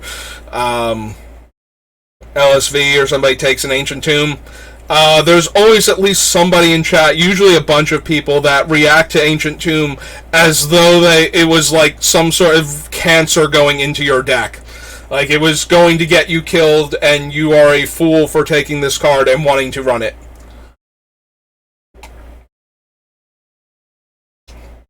And a lot of the time, Ancient Tomb lets you cast a spell a turn sooner than you were supposed to. And when you cast 2 or 3 spells a turn sooner than you were supposed to, that gives you the kind of tempo advantage that tends to win you the games. I run Ancient Tomb in some of my more combo-y, like more high power level commander decks, because it just lets you cast the spell ahead of time. Similar to Mana Crypt and Mana Vault and I'm trying to think of other, fast mana that has actual drawbacks that can slowly cost you the game over the course of several turns. Like, these things do not hurt you as much as it looks like they do. It's a lot easier to do them in Commander, where you start with 40 life. Like, when this thing is taking, when this thing is taking 1/10 of your life in a constructed format, people react a lot more viscerally to it than when it is taking 1/20th of your life total in Commander to activate it each time. The thing that people don't like about this, where they adopt Mana Crypt very quickly, is that this is guaranteed every time you use it, whereas Mana Crypt has a chance to not hurt you, on top of also not being your land drop, and therefore letting you accelerate, to a 3 mana play on turn 1 instead of a 2 mana play on turn 1. So, just one of those FYIs. If you like to do fun things like the Vintage Cube and whatnot, and you see Ancient Tomb, if your deck is trying to advance its game state to win aggressively as opposed to defensively, definitely consider Ancient Tomb for your mana base. Unless you have huge color commitments on your cards, like if you are mono white aggro and you have a bunch of white cast, 1 white 1 drops, 2 white 2 drops, as opposed to white and 1 2 drops, that sort of thing, then maybe Ancient Tomb is not at its best. In your aggressive deck, but yeah, just one of those little things. Ancient Tomb actually better than I've seen it. I think that a lot of players that play these formats a lot tend to see Ancient Tomb and be like, okay, I know that this actually works and I can take it, but players that play a couple times and then, well, that was neat, but I don't have the funds to constantly keep playing this format. If you are looking for ways to up your win percentage, Ancient Tomb is one of those cards that a lot of people seem to be sleeping on that can help you out.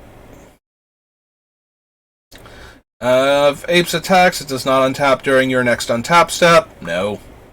Remove all permanents from the game and discard your hand. Very, very potent. Most notable, this one does not exclude anything. Apocalypse can actually exile all of your opponent's enchantments and planeswalkers. Red can deal with planeswalkers relatively reasonably. It has a bunch of burn spells that will hit multiple planeswalkers at a time. But it does not normally have enchantment removal. Apocalypse will in fact solve all of your current problems at the expense of not really having much of a way to solve all of your future problems. So that is a thing to take into account with Apocalypse, but other than that, not really something that I'm interested in. If you have the right setup, you can do a lot of very potent things. Similar to Worldfire, Apocalypse will allow your decks that can exile creatures until this permanent leaves the battlefield type effects on your own stuff to set it up. Then everybody's board is empty, except that yours suddenly fills back up with the cool creatures that you had in play that you exiled temporarily. Yeah, Apocalypse is one of those type of cards. Don't want the slivers, flying and swamp walk. Bellowing Fiend. Whenever Bellowing Fiend damages any creature, Bellowing Fiend deals 3 damage to that creature's controller and 3 damage to you. So this one is kind of interesting in that we're forcing them to attack. If the opponent has blockers, good blockers that they would normally throw in front of this anyway, it causes 3 damage to the defending player anyway, and 3 damage to the attacking player. We have a bunch of similar cards, so this might not make the... Oh wait, we're on Stronghold. We can just click one up for Tempest. So it might not make the deck because we have so many similar effects, but we'll add it to the list and see if it's one of the better ones that we could be using. Blood Frenzy. Target attacking or blocking creature gets +4 power at end of turn. Destroy that creature. Only notable that we would control the Blood Frenzy trigger and the Beamtown Bullies trigger, so we can stack them so that this does in fact destroy the creature that we targeted if we target one of our own creatures that is attacking or blocking. Also noteworthy that it is a red spell that destroys a creature. I forget how many spells are capable of doing that in Old Red cards. It does have to be attacking or blocking. You cannot just reach out and kill the creature. And it has to be a creature that is attacking or blocking. So while you can do it during the end of combat step to give it to a creature that, if the creature attacks you and you don't want to take the extra 4 damage, you can actually take its initial damage and end of combat step cast this targeting that creature. But it cannot reach out and kill utility creatures that are not obliging you by getting into combat. So that is a thing to take into account. If it gave trample and the +4 power and did this might be enough all at once to get into this deck, similar to Temur Battle Rage, where it's more that or Berserk, where it's more that it's giving the creature a large power boost and trample than that it is killing the creature at the end of combat. Blood Pet sacrifices for a black. Boil destroys all islands, because hate cards used to be insane. Whenever Booby Trap comes into play, name a card other than a basic land. Whenever target opponent draws any cards, they reveal those cards to all players. If any of those cards is the name card, sacrifice Booby Trap and deal 10 damage to them. It is a cool card that lets you see every card a specific player draws during the game, and lets everybody else know what's coming too. But it is, at 6 mana, super inefficient for that. Now, granted, it's because it's trying to dome them for half of a normal Magic game's, starting life total, so it kind of has to be expensive. But yeah, Booby Trap, not really the card. Bottle Gnomes, sacks to gain 3 life. Huge card for holding off OG mono red aggro. 3 mana, 1/3, so it blocks all of the 2X's that mono red would be playing. And damage used to go on the stack for a while. Not right now, but in another block it would start doing that. And also lets you sacrifice it to gain 3 life, so you can block a large creature and then gain 3, and it will save you all of that damage and gain you some life.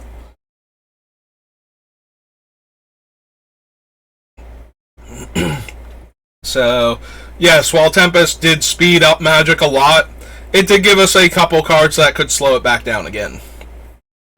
Here's Bounty Hunter. This is that card that everybody will start talking about when a card comes out with bounty counters, because this is the original card that just taps to put bounty counters on target creature, specifically a non-black creature, and then can tap to destroy a creature with a bounty counter on it, leaning back into black's I can't kill my own color creatures shtick that they used to have. But yeah, this is the card, whenever something shows up with bounty counters on it and people are like, oh, there's that one card that's really old that would be able to put bounty counters on things like all the time, this is the guy that they're thinking of. It's this card right here. Broken Fall can bounce back to your hand to regenerate a creature. Okay, so here's Caldera Lake, and this is going to be a stand-in for all of these awful lands. When we were in Apocalypse, and I talked about how much I loved Apocalypse for basically finally ignoring Magic's long-standing hatred of enemy color cards and enemy color land, and just not letting the enemy color combo pairs mesh together. Apocalypse was the first set since basically Alpha Beta Unlimited to just kind of throw the whole idea of the cards, since the cards are enemy colors, they can never ever ever work together. Tempest had a tiny bit of that in it, but it was so small and so hampered by the prevailing idea at the time that no, they are enemy colors, they can't work together, that this is the lands that we got to fix our mana for enemy color pairs. Comes into play tapped, can tap for colorless mana, tap, add blue or red to your mana pool, this land deals 1 damage to you. It had to have both of the normal drawbacks that show up on non-basic lands that produce multiple colors of mana. It had to have both comes into play tapped and deals you damage for fixing your mana on it at the same time. Like, that is so much unnecessary overkill for just wanting to have an okay mana base in your enemy color land, in your enemy color, two-color pairing. And it did not hurt for my love for enemy colors and my frustration with this, that my early decks included a black-green deck that was centered around putting the Wretched into play with Lure and Regeneration on it, so that way I could steal all of my opponent's stuff when I attacked every turn. And white-black life gain Necropotence before Black Summer actually hit, and I felt super unoriginal for including Necropotence in my life gain decks, so I could draw lots of extra cards. Granted, I was running some really terrible cards in my Necropotence deck, and the only reason the deck was doing anything at all was because I had Necropotence in it, and Necropotence is an insanely, insanely powerful card. Like, I consider Necropotence to be one of the 5 most powerful Magic cards ever. People have asked me this, because I own everything, so people that know me IRL have asked me this. What do I actually think are the most powerful cards in Magic? Ancestral Recall, Black Lotus, Force of Will, Necropotence, and I've kind of fluctuated a lot on my 5th card. There are a whole lot of cards that are in real danger of being the 5th most powerful Magic card of all time. Sol Ring is really far up there. Sol Ring is definitely in the top 10. The original Moxes, as a single card, occupying a single space on the list, are definitely in the top 10. Wow. I feel really stupid now. I cannot remember what card was frequently occupying the top 10. Like, I've bounced around for top 5. Like, I know it's Ancestral Recall, Black Lotus, Force of Will. Oh, Yawgmoth's Will. Wow, yeah. I knew when it came to me I was going to feel really stupid. Yawgmoth's Will and Force of Will are my top 5 cards. Yawgmoth's Will is actually below Force of Will, so... But, yeah. And the reason why I give it to Necro is Necro defined multiple formats that it was in, and it still sees some amount of vintage play. Like, this thing is so absurdly powerful that they can restrict it, they have to ban it out of formats to stop it from it has not been reprinted in a, set that would allow it to be legal in other formats in forever. Yeah, Necropotence is just obscenely powerful. It is castable on turn 1 in almost all of the formats that it's ever been in, because Dark Ritual has been there with it.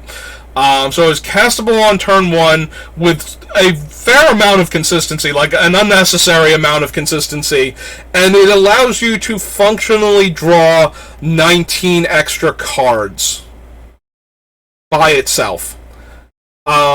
You do have a much higher chance of losing the game once you've drawn more than 12 cards with it if your opponent is doing anything, but it lets you draw up to 19 cards with no outside assistance from the rest of your deck for life gain and no damage coming in from your opponent. Cards that let you draw 7 cards. Cards that let you draw 3 cards. There are cards that let you draw 2 cards that have gotten themselves on banned and restricted lists because of how efficiently they do it. This thing lets you draw up to 19. So yes, without a sense of irony and without trying to start any kind of argument with people over what actually are the best cards, I do consider Necropotence to be one of the most powerful cards ever printed in Magic. If you're wondering about the Ancestral Recall Black Lotus thing, I think I covered this at one point in time, but just in case, both cards, it's fractions of a percentage point, that I put Ancestral Recall ahead of Black Lotus. If you can run both of them in your deck, and your deck is not, some weird manaless dredge thing, You probably should have both of them in your deck. The mana advantage from Black Lotus is incredibly, overwhelmingly powerful in the early stages of the game, or in the late stages if you don't have enough mana to do all of the things otherwise. Ancestral Recall lets you draw 3 cards for 1 mana. Like, that is never not going to be helpful unless it ties up the 1 mana that you needed when you drew the card that you needed that you didn't already have anyway in order to be in this game. And if the other cards aren't, a land that you can play this turn, or your Moxes, or your Black Lotus, it gives you the opportunity to not only draw the card, but to still draw the rest of the mana that you needed in order to be able to play the card that you desperately were looking for. Like, Ancestral Recall, for 1 mana, gives you so much. And it doesn't matter if you're ahead, behind, or at parity, and how much mana you actually have to work with when you cast Ancestral Recall, you are probably getting a massive advantage over your opponent. Black Lotus, you can get into positions where more mana is not what you needed, stuff to do with the mana is. And in that regard, that's basically the only thing that stops Black Lotus from being my number 1 card, is that it's way easier to get into positions where Black Lotus is not helping you win than it is to get into positions where Ancestral Recall is not helping you win.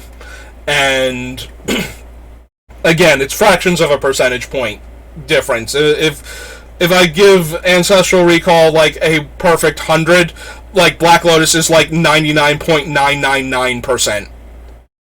Like, that is how close the 2 cards are to being just tied for first place. Like, and this is speaking as someone who has played both of them, and like actually owns both of them and has cast both of them in multiple games of Magic. The number of times I've drawn Black Lotus and it was not what I needed versus the number of times I've drawn Ancestral Recall and it's not what I've needed. If Ancestral Recall is not what you need and can't get you what you need, you probably weren't winning that game. I'm going to be honest. Like, if you cast Ancestral Recall and you don't win the game, you probably had absolutely no chance at that point, because it dug you 3 cards deeper. Like, what else were you going to have in your deck that didn't show up, that was going to be there instead of Ancestral Recall, that was going to be there? Like, you're already running Demonic Tutor, probably. If you're in black, you already have Demonic Tutor, you already have Vampiric, you probably already have Imperial Seal. So, like, if you're already running Ancestral Recall, you have a vintage deck at this point, you probably have access to these cards. Like, what were you going to put in instead of Ancestral Recall that was going to be in that slot for you to draw there, that would let you win the game, that you could reasonably have had in your deck to begin with, instead of Ancestral Recall on top of that? Like, just because you drew Ancestral Recall instead of the other card in your deck that would have let you win the game, and then it wasn't in the next 3 cards either, then that card was super buried in your deck and you weren't getting it anyway. Like, it was in your deck, Ancestral Recall was just giving you a better chance to draw it by letting you, if you didn't draw the card, you got 3 fresh looks at it instead. So, yeah, Ancestral Recall gets my nod for the most powerful card in Magic because of that.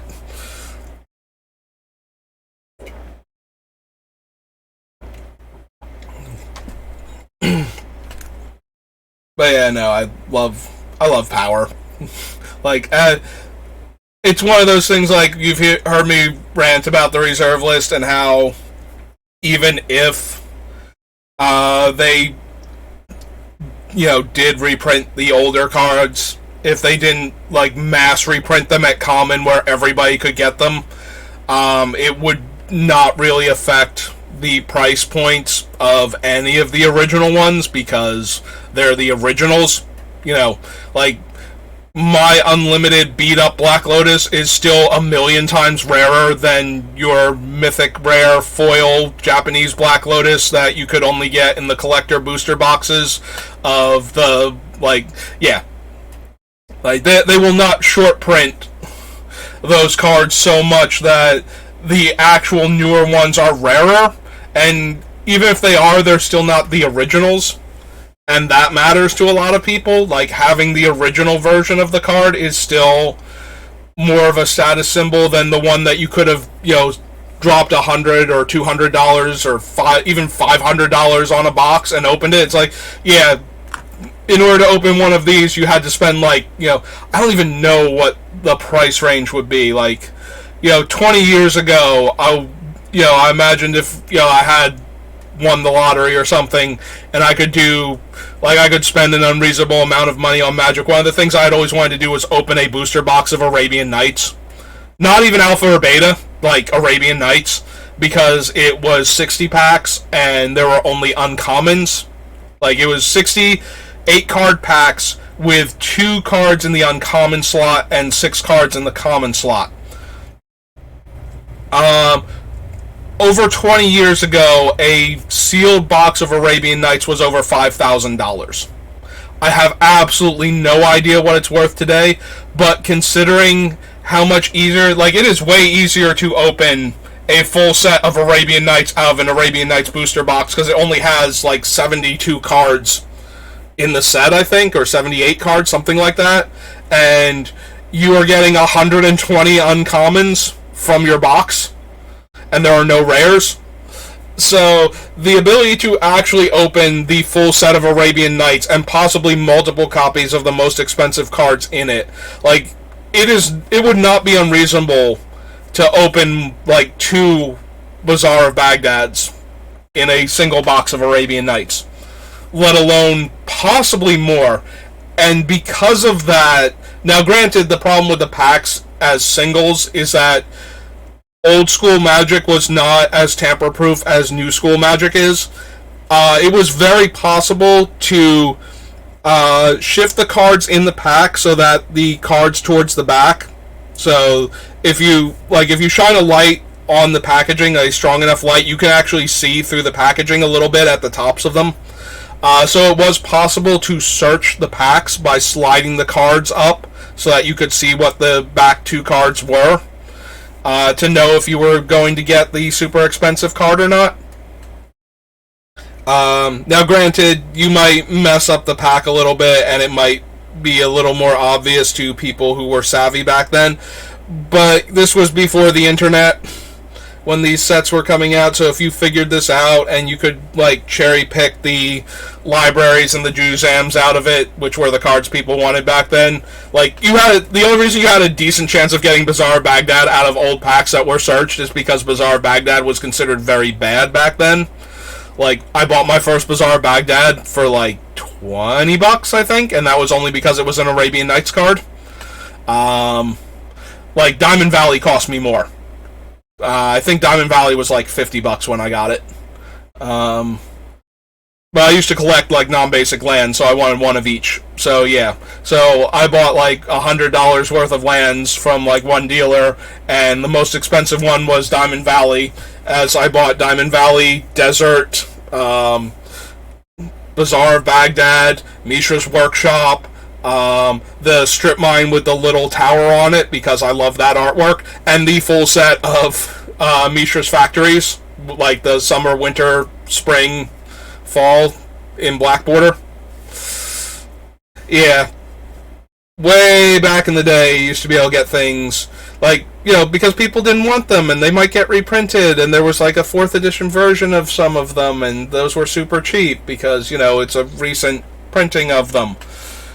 So you could always just get the cheap white border ones. So why would you spend tons of money on the Antiquities versions and the Arabian Nights versions? Oh man, I got into that whole rant starting about how enemy color pain lands came into play tapped. And this is why I'm not going to finish picking all the cards out by the end of July, because I've only got 2 days left, and I'm spending all this time talking about, vintage Magic. Which, it's me. I love talking about Magic cards in general, and I take a great deal of pride in my massive collection of them, so... discards a card at random to get +2 power. 2/1 Mountain Walk, no. Carrionet was weird. Carrionet lets you remove it and target creature card from the game, but you can activate this ability only if Carrionet is in your graveyard, and the creature that you're trying to exile can pay 2. So this is a creature spawned from the Death Pits of Wrath, which I forget if it's in this set or if we passed over it in one of the other like Stronghold or Exodus. I don't remember seeing it in Stronghold, so it might have been in Exodus. But yeah, this creature, this horrible skeleton, is being puppeted by the toxic black ooze that occupies the Death Pits of Wrath. And it is a 2-mana 1/1 that while it's in your graveyard, if your opponent ever taps too low, you can exile it and an opponent's creature. So a creature from your graveyard that gets value randomly and that opponents can completely forget is in there and tap out. Mildly interesting, kind of cool. Definitely one of the most unique effects on a Magic card.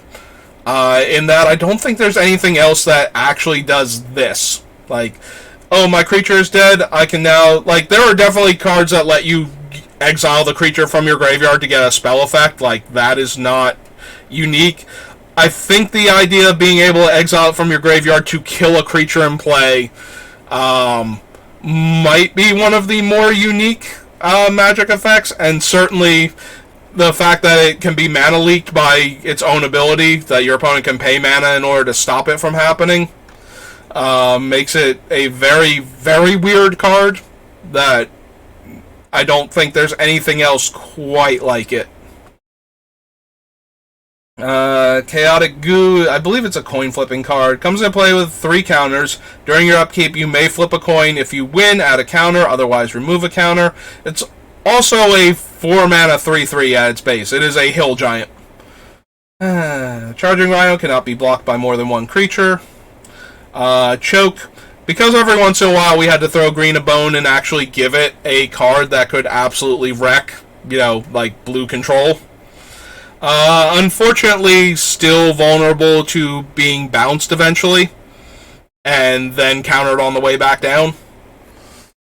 So, not as potent as, say, blue's ability to answer green in a lot of cases, but still way better than nothing, to the point where this is still a card that sometimes shows up in, like, older formats as a hate card for, like, heavy blue control decks and, blue tempo decks and such. Just a way to hate on blue in general. So the formats where that was still relevant, since this thing got printed in 8th edition, I believe that made it modern legal, and it would show up sometimes there, and that's why Choke is still... But at the time that was printed, when you played against blue control, it still wasn't the potent thing that you needed, because blue got all of these good, efficient bounce spells. So it could slow them down, and it could leave them vulnerable for a turn or two, where you might be able to sneak in a bunch of damage. But it was definitely more of a tempo play than a, hey, we have successfully wrecked our opponent's strategy, and they will never recover from this. But if you were fast enough, if you were ran 3 Power Elephant turn 1 into Rancor on it turn 2, and you stuck Choke turn 4 because you did lose one of your lands to set this up, and they had tapped out for anything else, or even if they just tapped to counter this spell and then didn't have the answer next turn, Choke might have actually helped you get there. But, yeah, mono blue control and base blue control decks back in the day were some pretty vicious animals that only the most aggressive decks could really combat. Like, nowadays, they don't print a counter spell, like a hard counter for all card types below 3 mana. And they used to print, it used to be like you would look at Mana Leak and go, this is terrible, I have counter spell. And now it's like, blue mages would trip over themselves begging wizards for adding in a mana leak type effect into standard, so that way they have a 2-mana answer for their opponent's aggressive plays. There's Coercion. Coffin Queen is a fun one for Reanimator decks. Grabs back creatures from any graveyard and keeps them for as long as she's in play and tapped. But also, if she becomes untapped or you lose control of her, she exiles the creature that she stole. So not only is she good as a reanimator, she is also a fairly decent anti-reanimator card.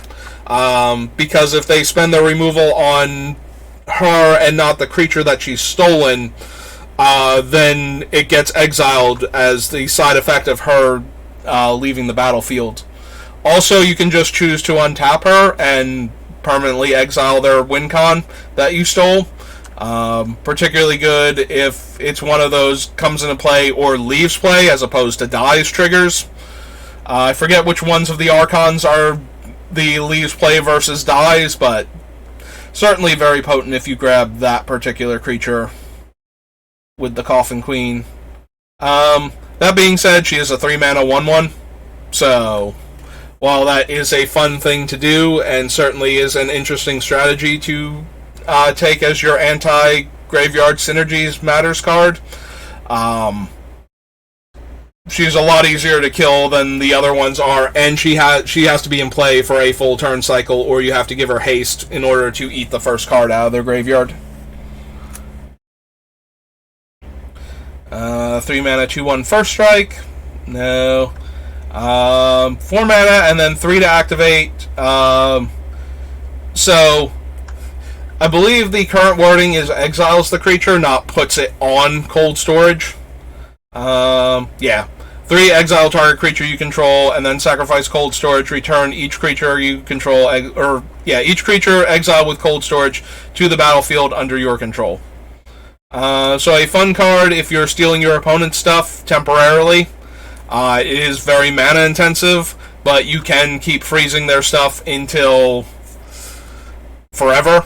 And since you actually have to activate cold storage to give them back, A, it would bring them back into play under your control anyway, but B, also if they kill it, they don't get their stuff back ever. It just stays exiled. So, fun card, but not mana efficient enough. Like, there's plenty of other ways to do this that are more mana efficient.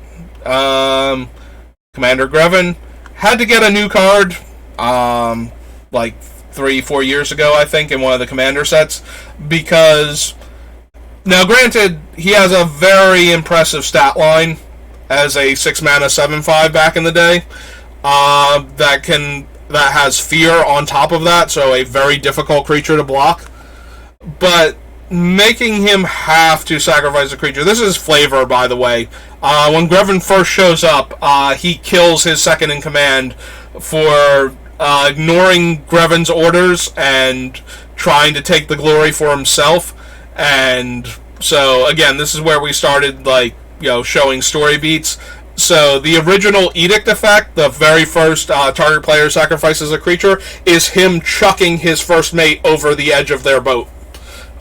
Which was an airship at the time, so a lot more unpleasant than throwing him into the water. Was throwing him into the treetop canopies below, and then eventually into the water because it was an overgrown swampland.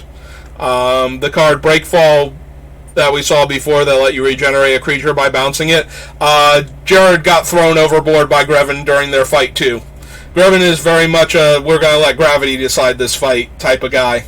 And most of the time gravity wins, so fair enough on him, even though he is physically strong enough to just tear people apart with his bare hands. Like this creature, like the 7/5 stats are justifiable. This man is a giant. He's like 7, maybe 8 feet tall, and augmented with Phyrexian technology to be super muscular on top of that. So, Corpse Dance, one of those cards that can get back Eldrazi Titans, because it is an instant speed reanimator. Also one of those cards that cares what the top card of your graveyard is. Why old cards used to, if you run cards that are old enough, you can't just adjust your graveyard in whatever order that you want. It's because of cards like this that let you change what you can get back. Also of note, if you run cards like this, you do have to be aware that you are not allowed to just change your graveyard around. If you are running these cards in Commander, if you don't have any cards like this, I don't think there are any of them that care about your opponent's graveyard. Like, there's no card that puts the top card of your opponent's graveyard into play under your control.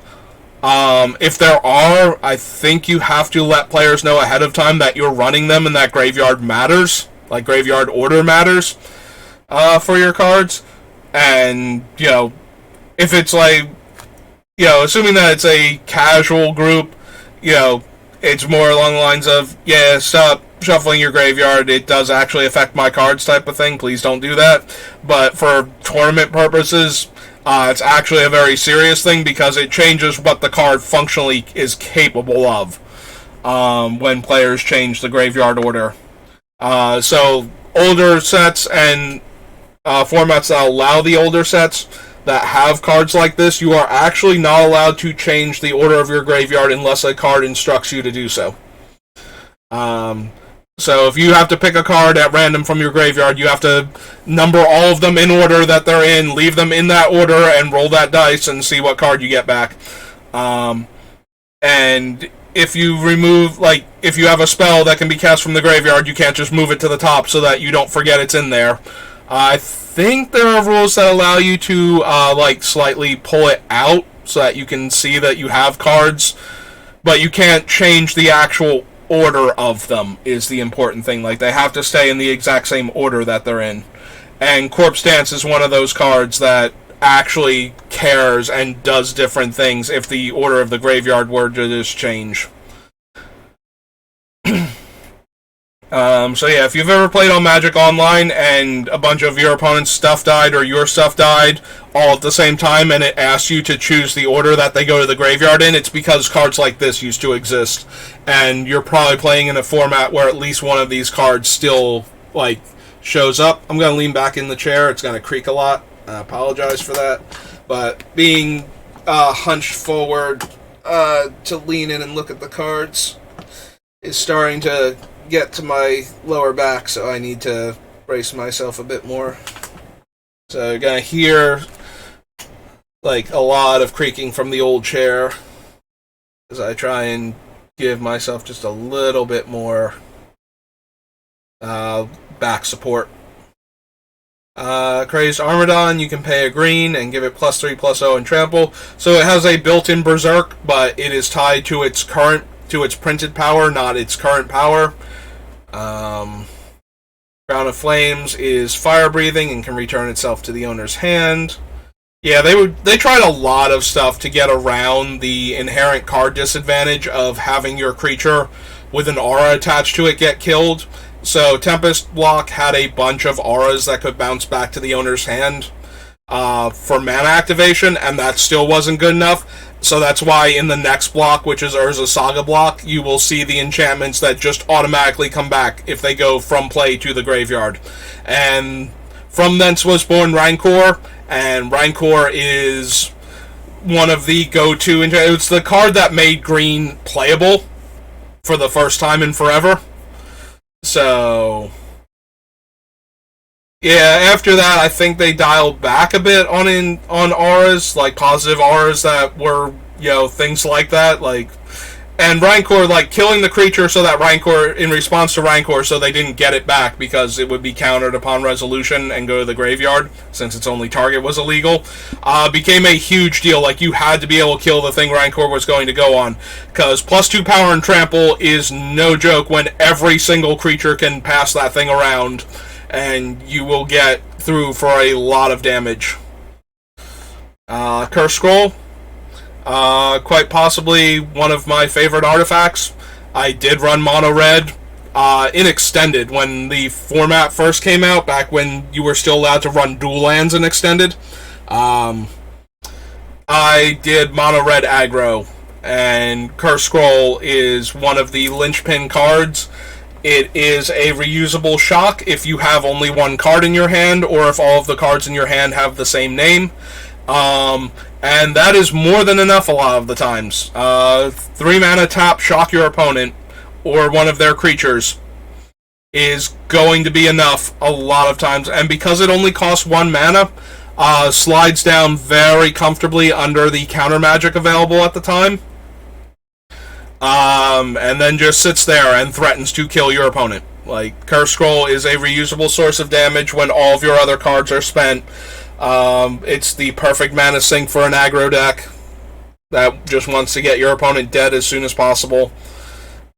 Yeah, I don't know what else to say about you, Curse Scroll. You are by far one of the most powerful, repeatable damage sources Magic has ever printed. And weirdly enough, you are the most anti-card advantage. It's anti-card advantage in its function, like you want to spend all of the cards as fast as you can, but it generates so much card advantage when it functions because it's either a spell that's doming your opponent every turn, or it's killing one of their creatures. So, as far as, getting a card's worth of value out of each activation, it does that. So, the cards that you are spending, if the cards that you are spending are killing your opponent faster, and then the Curse Scroll becomes a source of continuous burn spells being thrown at your opponent's face, then it is card advantage, even though it is encouraging you to be empty-handed. Like, you want to get down to one card in your hand, activate the scroll, name the card in your hand, and then play the card so that next turn you draw a card and you can activate the scroll again, naming the new card that you've drawn. And it just works so horrifyingly efficiently. It is the way that red burn decks win once the other decks have gotten some level of control going. If it is not like a full lockout where they are just gaining life every turn and have your spells under lockdown and have like a bunch of 3 toughness creatures that you can't just kill. And that's asking an awful lot. Like, your opponent has to be gaining life, they have to have your spells locked out, and they have to have things that can get in the way of like your 1 and 2 power creatures that you do cast. And then they have to deal with the damage from Curse Scroll also. Like, still killing their stuff and still setting you up to have creatures get through eventually, maybe. Like, it is one of the cards that makes it super hard for, like, your base blue control decks to actually lock you out of the game and win. So, I was always sad, though, that the reserve list, so I still have the mono red deck. The last iteration of it from Extended before I stopped playing in Extended, and I have been trying very slowly to foil the deck out over years, and when they closed the foil loophole, that's when I realized I was never going to get the Curse Scrolls for it. And that made me a little sad inside, because I had always wanted to actually have that deck entirely foiled, and Curse Scroll was definitely on the reserve list, and now had been locked out of the reprint options. And I was probably the only one at the time that was still clamoring for it, because the formats where Curse Scroll is legal, it is too slow now. Like, 3 mana and 2 damage from your empty-handed deck, like, that's not going to happen, only because the decks that would run it are running things like, well, for the longest time, Deathrite Shaman. Deathrite Shaman is another 1 mana thing that can deal 2 damage to your opponent every turn, and it doesn't cost him 3 mana, and it doesn't cost you having to have no cards basically in your hand, and it lets you add mana, and it lets you gain life, and it hates on their graveyard strategies. So yeah, Curse Scroll basically lost out to more efficient cards like Deathrite Shaman, the Insect, I'm blanking so hard on his front face right now. Yeah, the wizard from original Innistrad that turns into the bug when you reveal an instant or sorcery off the top of your deck. Delver of Secrets. Yeah, that is the main reason why the formats where Curse Scroll is legal, it does not actually see play, is the things are just way more efficient than it for the amount of damage that you can deal to your opponent. And they actually encourage you to draw more cards, whereas this one wants you to spend all of your cards as quickly as possible. And I am just about out of order already, and I am only on the C's. Well, I guess technically the D's now with Dark Banishing and Dark Ritual. Darkling Stalker is a shade creature. So, with regeneration this time. Dothi Embrace. Target creature gains shadow until end of turn. Notably, it's not target creature you control, and there are very, very, very few shadow creatures that show up. So this is essentially 2 mana target creature can't be blocked this turn. Also of note, if you are attacking an opponent with a lot of creatures, instead of giving your thing shadow to get them through, if the wide attack is the correct stance, giving their like 2 or 3 blockers shadow so that they can't block your non-shadow creatures. Also a thing. I'm pretty sure we're just going to run like the land, the Rogue's Passage. But I can see Dothi Embrace if we run the Saboteurs more often, or if we're going to go all in on some of the Saboteurs that we've selected. Because it does not care about their power and toughness, it just makes them unblockable, functionally, in a lot of games. Like, the biggest thing that might get in their way is the Modern Horizons one, the one that when your opponent's stuff dies, you exile it instead, and then you can cast one of the spells that got exiled with him by sacrificing him. I think that's like the most likely shadow creature to show up, unless somebody is like, no, I've been playing Magic for forever, and I want this cool shadow deck. Because most shadow creatures naturally have power and toughness less than 3. Like, almost all shadow creatures' base power and toughness are below 3, and their toughness, like, you never see 3 toughness, except on, I believe it's called Stronghold Overseer, from Time Spiral. Which we'll get to. But yeah, if you notice all of these Dothi creatures, 1/1, 2/1, 3/1, 2/1 that can pump its power, 2/1, 2/2. Yeah, that's true of basically all of the shadow creatures. They are all tiny because they are functionally unblockable. Some of them can grow. Dothi Ghoul. It only grows when another creature with shadow dies, though. So, good luck with that one. Fun when you have the Embrace and are turning things shadow before you kill them in order to grow this guy, but still not anything.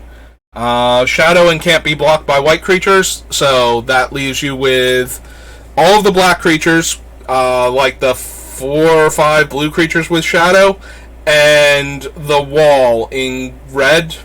So red and green have no actual shadow creatures originally, and I don't think they got any in any of the reprints or any of the sets that brought the shadow mechanic back, like Time Spiral Block did. So red has a wall that can block them, and green has an aura, I believe, and a spell that can knock them out of the shadow world and back into physical reality. And those are like. And red has like a spell that deals 2 damage to like Pyroclasm shadow creatures, which, as I said, none of them naturally have like more than 2 toughness, so the Pyroclasm actually just works as a one-sided board wipe against them.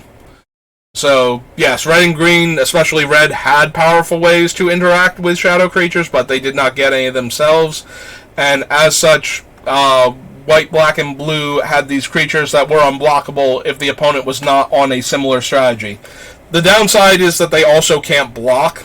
As I said, creature, like, that is why the Dothi Embrace is in there, is that they also can't block creatures if they have shadow and the creatures don't. Like, shadow is basically a secondary plane of combat in Magic. Like, the creatures all still exist in play, but shadow and non-shadow creatures just can't get into combat with each other without some sort of magical interference allowing for that.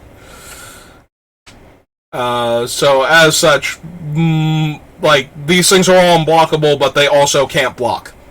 And so that can be a real issue if your opponent also has big, dumb creatures that they are constantly attacking you with, and all of your creatures have shadow, and you can't block any of their stuff.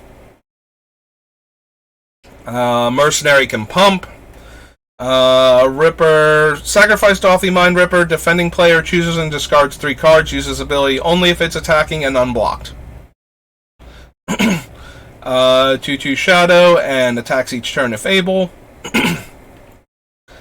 Tap target creature. That creature deals damage equal to its power to another target creature. I genuinely forgot that Deadshot could target. Yeah, tap target creature. That creature deals damage equal to its power to another creature. So you can tap your opponent's one creature and have it throw its weapon at the other creature they control. I genuinely forgot you could do that.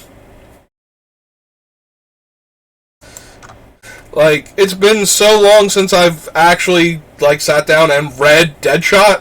I did not realize it could take out 2 of your opponent's potential blockers. It is a sorcery, and we are not going to run it, but that is hilarious. I don't think I realized you could do this back when Tempest was around. Like, it's like, I'm going to tap your best guy that can block, and I'm also going to have him punch out your other creature for good measure. Because why not? I want Deadshot in, like, limited sets now, so that way I can do that cool trick. And then I will hate it because people will draft Deadshot too highly. Death Pits, there's the Death Pits of Wrath. So, whenever a creature is dealt damage, destroy it. So, all damage is functionally Death Touch against creatures. Without actually giving them Death Touch for the cards that care if a creature has Death Touch or not, but yeah. Also, shuts off regeneration. So, Death Pits of Wrath actually buries all creatures that get dealt damage. So, you know, reasonably potent, but and a bit stronger with our lack of creatures that we actually want to have and our desire to have creatures die. Huh. Yeah, that gets a bit better when the opponents can't just chump block the creatures, or when the creatures are functionally not just a chump attack. Alright, I'm going to add the Death Pits, and it probably won't stay in, because Death Pits is a very dangerous card to just have lying around if you don't have reusable damage sources to kill your opponent's utility creatures that have reusable damage sources. Like, pingers get way more powerful when Death Pits of Wrath is just sitting around. It's like, oh, my creature has gone from a pinger to a royal assassin that doesn't care if you're tapped.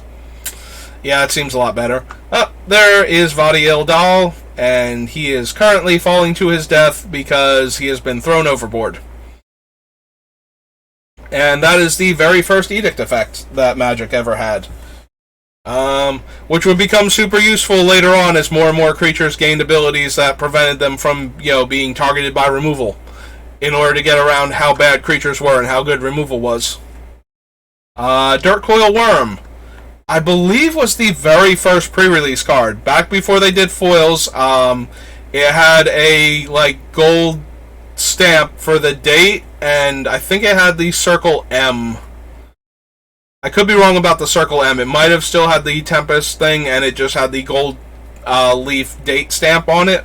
But this was the very first pre-release card for Magic that had the date on it. I think Ice Age had a pre-release event way back in the day, but there was no special card for it, or if there was no way to distinguish that card from any other card in the set.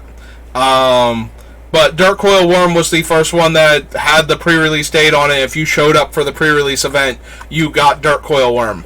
I know, it's thrilling. Whenever an opponent plays a land, this thing gets a +1/+1 counter. And it is a 5-mana 3/4 with no other game text.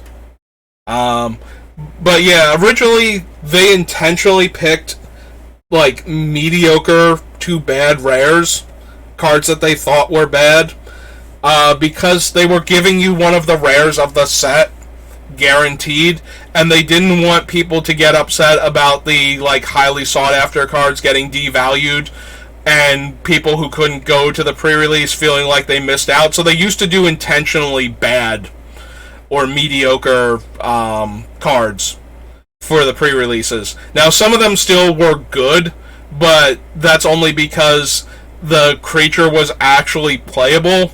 It was always a creature for the longest time. and it was always like a card that would appeal to what they call the Timmy, and now the Timmy and Tammy gamers.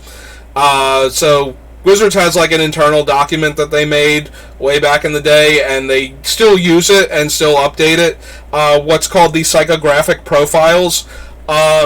So all Magic players play Magic for a variety of reasons.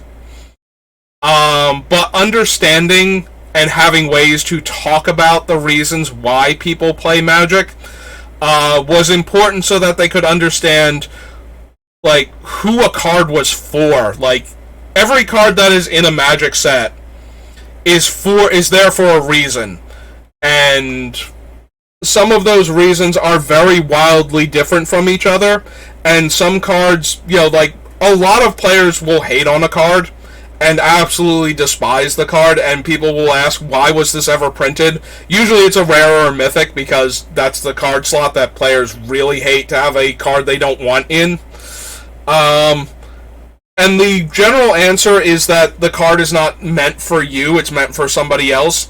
The somebody else was determined by a combination of things like the psychographic profiles, market research, and various things. So the idea of the Timmy player is that this is the type of player that likes big, like they get really interested in Magic cards because they look at it and go, ooh, this is a big angry monster. Like Timmy likes big angry monsters. If you combine the Timmy mentality with the other aspects, because most players are not like one psychographic profile, they just tend to favor one of them over the others. So if you like big creatures that are really efficient and can kill your opponent very quickly, that is what happens when the tournament player, nicknamed Spike, and the Timmy personality mesh. That is the type of player that you get. Like they want to win with big combat steps, but they also want to win with big combat steps. Like the Timmy player generally is seen as the more childish of the three psychographic profiles. Like it used to be that being a Timmy was an insult, because most new players tend to gravitate towards Timmy-esque cards. So in order to get players interested in the new set and to show up that might not want to get their hands on the newest cards right now, like the competitive tournament players, because Spikes tend to go to pre-releases to get access to the new cards, and because they believe that their tournament savvy skills will win them like more packs of a new set, like they have an inherent advantage over everybody else who hasn't played the set yet either, and they will be able to dominate a local pre-release and therefore get access to more packs. So to get the players that just want to play with the new set interested, a lot of the older cards were more geared towards the Timmy mentality of, I want to play big, dumb, cool creatures. So a lot of the early creatures had like big stats and large casting costs and were not super playable. And it did work. Don't get me wrong. A lot of people that talk about going to early Magic who were new to the game at the time, like going to a pre-release, especially back then, and being a new player, there were a lot of players that, got this card and we're like, oh, cool, this is a large creature that just keeps getting bigger. Like, one of the most common ones that threw people off because they were new to the game was the Legacy one, which is Beast of Burden, which is like a 6-drop that has power and toughness equal to the number of creatures you control. Because its power and toughness were limitless, like, you could just jam as many creatures as possible and would just keep getting bigger. A lot of early Timmies and Tammies looked at that card and went, oh, this is cool, this is what I want to be doing. And then they learned that that kind of strategy gets blown out by a single Magic the Gathering card. Your Wrath of God, your Damnation, your mass removal spells, or just target removal on the big guy, and all of a sudden all the little guys that were holding him up aren't anymore. Like, it doesn't matter that you had 10 other guys in play if those 10 other guys are outclassed by your opponent's, 5 creatures, and your 10/10 just exploded. Yeah. But these were the kind of cards that they would use to generate hype for players that were not as interested in tournament play. For the few people that are watching that might not know the third psychographic profile, so Timmy and then later Tammy, to have more gender inclusivity in the names, are the players that are attracted to big flashy spells, not necessarily the good spells. Spike, gender neutral, is the tournament player, and Spike just wants the coolest, most powerful cards that will win them. In fact, they don't even have to be the coolest. They can be the lamest, as long as the actual function of the card wins you the game consistently. That is the card they will play. They don't care. Now, granted, like I said, every Magic player is actually a collection of all 3 of them. There's almost no, there are players that are almost entirely one, more so to the point where they feel like they are only that one. But normally everybody is just a little bit at least of the other 2, even if they're practically all in. The third one is Johnny, and then later they added Jenny, again, for the same reason that we added Tammy. So the Johnny player is the combo deck assembler.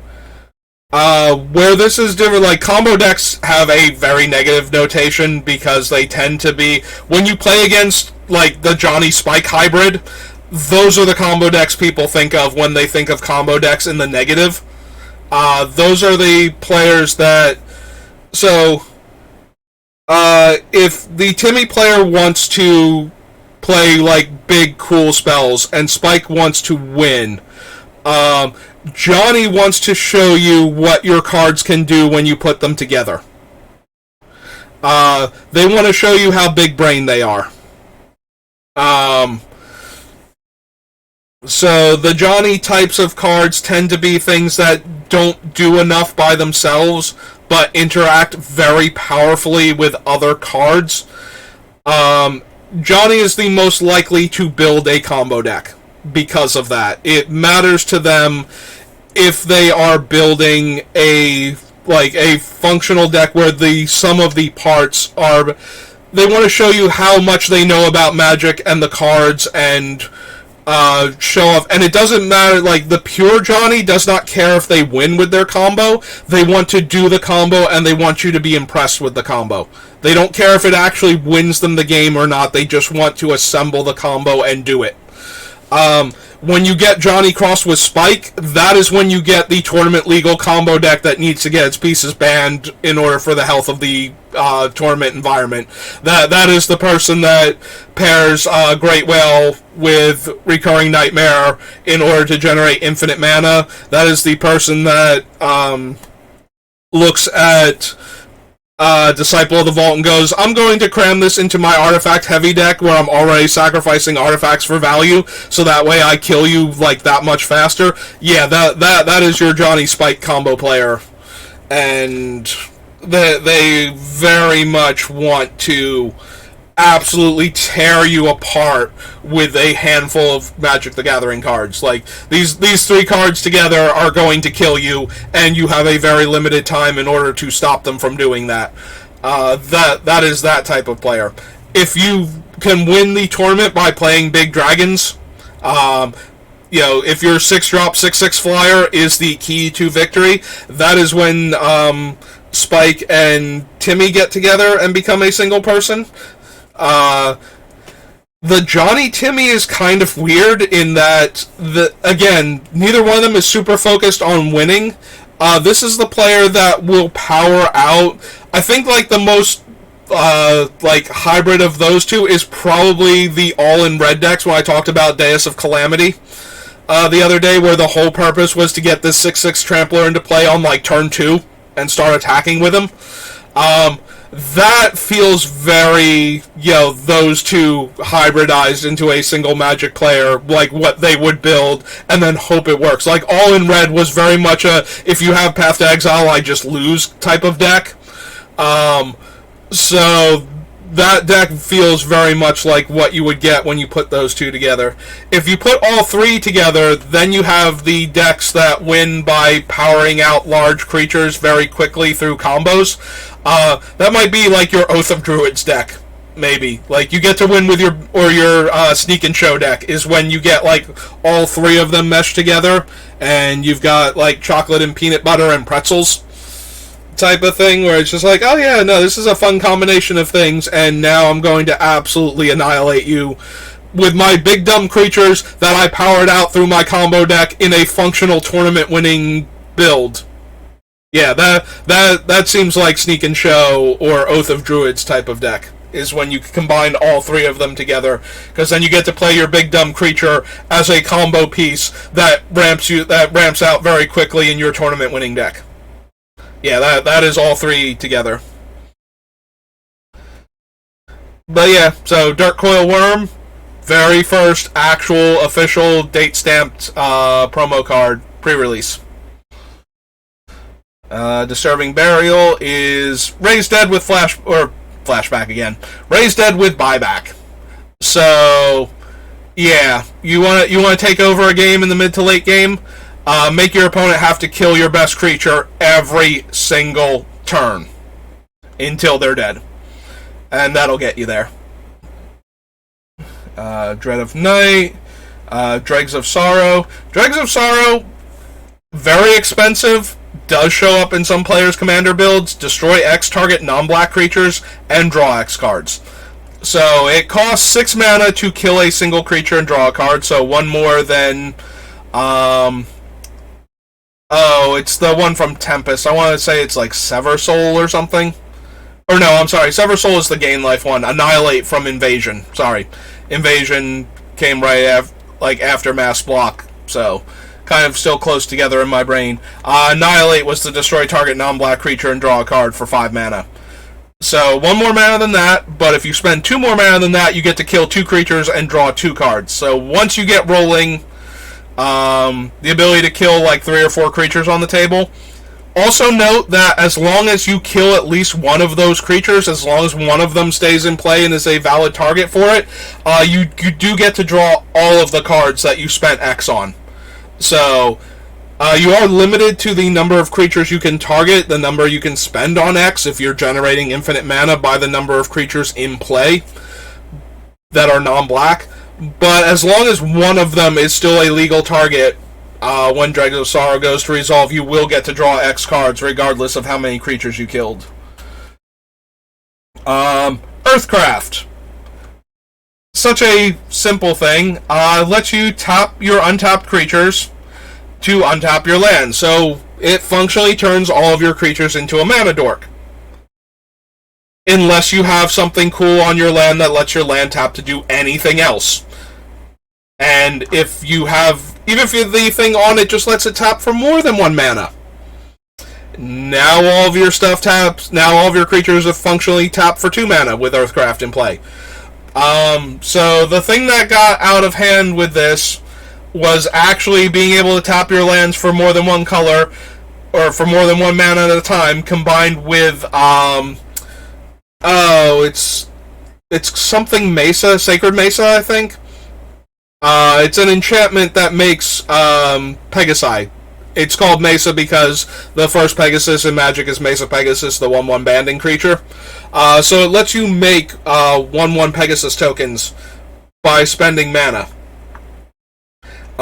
So if you're making creature tokens, those creature tokens, and note that it does not give the creatures the tap activated ability to untap your lands. It allows you to tap an untapped creature, which means that Summoning Sickness does not apply to this ability. So if you make a Pegasus, you can then tap that Pegasus to untap the land that produces more mana, and then spend that mana to create another Pegasus, and you can see why Earthcraft got banned back in the day as a combo deck.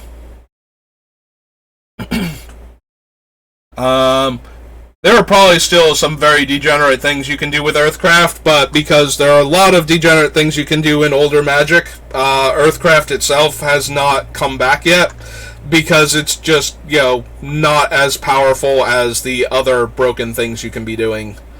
Target opponent chooses target creature they control, and you get a token copy of it. So this is, again, falls into the category of cards that we wish our opponents would use against us. If we manage to get the large dumb creature into play. Particularly of note if we can trick them with them being face down and them activating this just to get like a 2-2, and then we flip it face up and reveal that, no, it's been a leveler this whole time. But yeah, since the opponent gets to choose what you get a copy of, not particularly good. Aladmary, the first Elf Lord, took until Tempest for Elves to get a Lord, does not actually grant power and toughness. So that wouldn't come until Invasion. He is legendary. He eventually got the Elf subtype, of course, and became other Elves. So he gives all Elves Forest Walk and Shroud. Vineyard used to be a good card when mana burn was still a thing, because if your opponent could not spend the mana, they would die, and so control decks that wanted to leave their mana on the opponent's turn were suddenly gifted with green mana and had to come up with ways to spend that mana, and because Aladmary's Vineyard is 1 green to cast, it could easily sneak in under counterspells. Eventually they would probably just bounce it back to your hand with the idea of countering it on the way back down, but if they cannot spend the mana, if their deck is not capable of spending the mana, which a lot of the more streamlined blue-white control decks at the time really weren't consistently, like, yes, they could spend it on a spell here and there, but most of the time they were just getting killed by this. Like, this was not ramping them, this was killing them. Despite the fact that I let them cast Wrath of God 2 turns earlier than they normally would be able to, then they would have to keep coming up with ways to spend the green mana after that, or they would die. If they manage to kill all of your creatures, though, and start controlling the board, capsize would become a major issue for you. So this one was kind of a double-edged sword in that regard, but it did show up in some decks as an anti-blue-white control card because of mana burn. Is blocked by any creature, put that creature on top of its owner's library. Yeah, not what we want. If the opponent doesn't want their creature back on top of their deck, they just won't block, and they'll take the 2 damage. If they do want it back on top, we don't want to give that play. We don't want somebody else making the decision that they should be attacking this player who will put their, cool comes into play ability on top to skip their draw step. That's probably not where we want to be. Buyback Pump Spell. The Medallion Cycle. I was so genuinely surprised to find out that the Blue Medallion... When I got the Blue Medallion as one of the list cards in... pardon me. The eyes are starting to water a bit from staring at the screen and having the fan blowing on my face at the same time. So I was genuinely surprised. I opened the blue one as my list card in the Baldur's Gate set from one of my prize packs, and I kind of rolled my eyes at it because I cannot remember what cards are worth, because I don't need to buy anything. I've owned these cards for forever. So somebody's like, that's a $7 card, and I'm just like, it was in a Commander deck, and they're like, yeah, 4 or 5 years ago, and it hasn't been reprinted since, and it was only in that one Commander deck, and I'm like, okay, fine. So that is one of those I'm always genuinely surprised by, minor stuff. Obviously I know Mox and Lotus, cards I know are on the reserve list. So, I always start to say Mana Drain because in my head it's when you're naming the cards from Legends that are expensive and worth a ton of money, you always name Mana Drain, but that card is most blatantly not on the reserve list, because they keep using it as like one of the cards that they can print to get people to buy older set packs. But yeah, so like Moat, Abyss, Nether Void, Chains of Mephistopheles, Tabernacle, Library, Bazaar, Baghdad, like those cards I know are worth a ton of money, even if I have no actual idea of what the current prices on them are on average. But stuff like this, the medallions, my brain just refuses to click that they are actually money, because they are from sets that I actually bought multiple booster boxes of, and have full sets of, and are just kind of sitting around and not doing anything with it. I can't aside from using the blue one, so I have done the list for, but not actually constructed, because I don't play enough competitive Commander to need the stupid competitive deck. Orvar the All form from Kaldheim is a Mistform Ultimus that copies permanents that you target with your spells that you control. So you cast a spell that targets a permanent you control, and you can choose one of the permanents that got targeted by that spell, and he will make a copy of it. And if you make enough stuff and you have the right cards, you just go infinite very, very quickly. Most notably, blue buyback spells that can target any permanent and don't have an effect that actually matters. Like, Whim of Volrath changes a color word on a permanent until end of turn, or a land type on a permanent until end of turn, and has buyback too, so it's like blue to cast and 2 to buyback, and it lasts until end of turn. It's a variation on Magical Hack and Sleight of Mind, in that it does either, but only for 1 turn. But then you can buy it back and keep casting it every turn to keep changing to the appropriate color or land type to mess with your opponent. So anyway, if you cast this, you can target any permanent. It doesn't actually have to have the word, like a color word or a land word, in the text box. You just choose the 2 types that you want to swap. So I can target an island and say all instances of the word red are now green on that card. And I still can target the land with that spell. So if you have the blue medallion to make the blue medallion effects cost, and buyback is a cost. So if you have a blue medallion out, Whim of Volrath goes from being blue and 2 to cast with buyback to being blue and 1. If you target the medallion now and change all instances of mountain to forest, now you have 2 medallions. Now it only costs blue.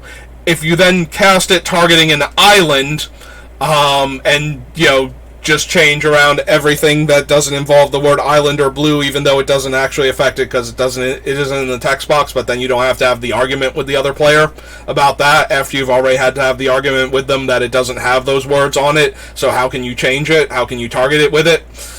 Yeah. Now you're infinite. Now you pay a blue and you make an island, and now you tap that island and you make a blue, and now you have infinite islands.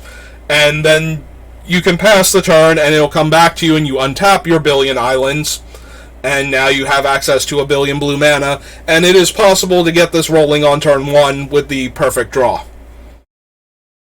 So yeah, when I build actual competitive commander decks that want to win the game as quickly as possible and don't want the other players to have fun, every once in a while, I start building a deck, and I started building this deck. It's like, this is going to be a fun deck, and it's going to do all these cool things and copy all these effects. And then I realized what it was capable of. And I was like, no, this is going to be a degenerate, awful deck, and I'm only going to build this thing. I want to see what it looks like, and then I'm only going to build it if I decide I'm going to be playing Magic with players that I basically hate.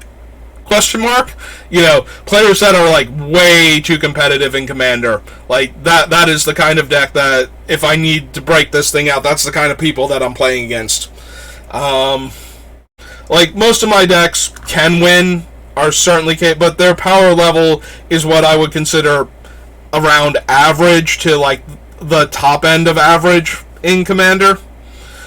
From what I've seen, then when I actually encounter a more competitive build, you get decks like that where it's just like, oh, I just realized this thing can combo kill you out like almost effortlessly, like just by breathing. This deck is going to kill you. Endless Scream is black and X, and enchanted creature gets +X+O until. How do they remember? Like, does it note it? Endless Scream enters the battlefield with X Scream counters on it. Enchanted creature gets +1/+0 for each Scream counter on it. So yeah, okay. I could not genuinely remember how they changed this, because X has no mana. Like, obviously this is how the card is supposed to work. You paid X gets locked in at the time that it's cast, so the creature is getting +X power, but technically with the way the rules are, that does not work. Like, Endless Scream as worded does nothing, because once it resolves, it's no longer a spell on the stack, X becomes 0, and enchanted creature is getting nothing. Like, that is how Endless Scream is actually worded, and why, when we clicked on it and saw the official wording, it was so radically different from how it's actually worded. Also, of note, it gains counters, so it is vulnerable to proliferate type effects, where you can just add more counters to it, or the anti-proliferate cards that can absorb counters off of things like Hex Parasite and Vampire Hex Mage. Energizer is a 4-mana 2/2 and has 2 tap, puts a +1/+1 counter on itself. Enfeeblement, -2/2. Oh, there we go, there's Enraging Listed. Enchanted creature is unaffected by summoning sickness, so it is the haste granting Listed. 3 tap, put a counter on it, remove all counters from it, gain 2 life. Deals 2 damage to each creature and each player, and has buyback 3. So if you really hate little creature decks, the first one you might have to cast it on turn 4 to get all of their stuff off of the table. But yeah, once you get 7 mana, they just never have little creatures in play ever again. So if they are not attacking you with haste creatures, this is just killing them, unless they have a lot more life than you. And even then, you are probably playing larger creatures. Sacrifice a basic land. Target creature gains land walk ability associated with that land. Yeah. No, thank you, Excavator. Extinction for when you absolutely hate tribal. Although Sabo's Decree, I think, hates tribal just a little bit harder. But yeah, you name a creature type and you destroy all creatures of that type.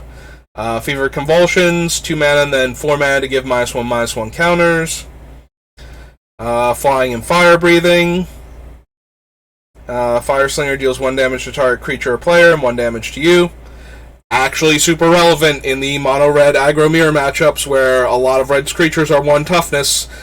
You take 1 damage from their creature in order to kill it, and you just never take any more damage from it. Similarly to why Sparksmith was such a huge deal. If you're just killing all of your opponent's creatures, they get to hit you functionally once, and then they're dead, and that's the end of them. 4 mana 2/3 flyer. If it blocks or becomes blocked by any creature, that creature gets +1/+1. We are finally moving towards green is terrible at flying creatures, like consistently, but we are still allowing them to have one as an evasive threat just in case. Because it does not matter how bad it is in combat with other flyers if there are no other flyers or reach creatures around. Flowstone creature just immediately goes +2/-2. So, Flowstone Salamander deals 1 damage to target creature blocking it. The Sculpture, choosing to discard a card, gains flying, first strike, or trample permanently. Does this thing give counters now? Did they errata it to give counters? No, because counters would function differently, so it just permanently gains the ability.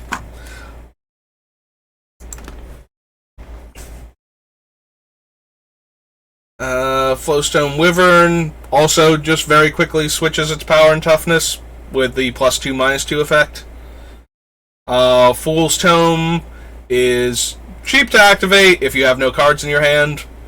So very popular for players that can empty their hand quickly and want ways to refill it.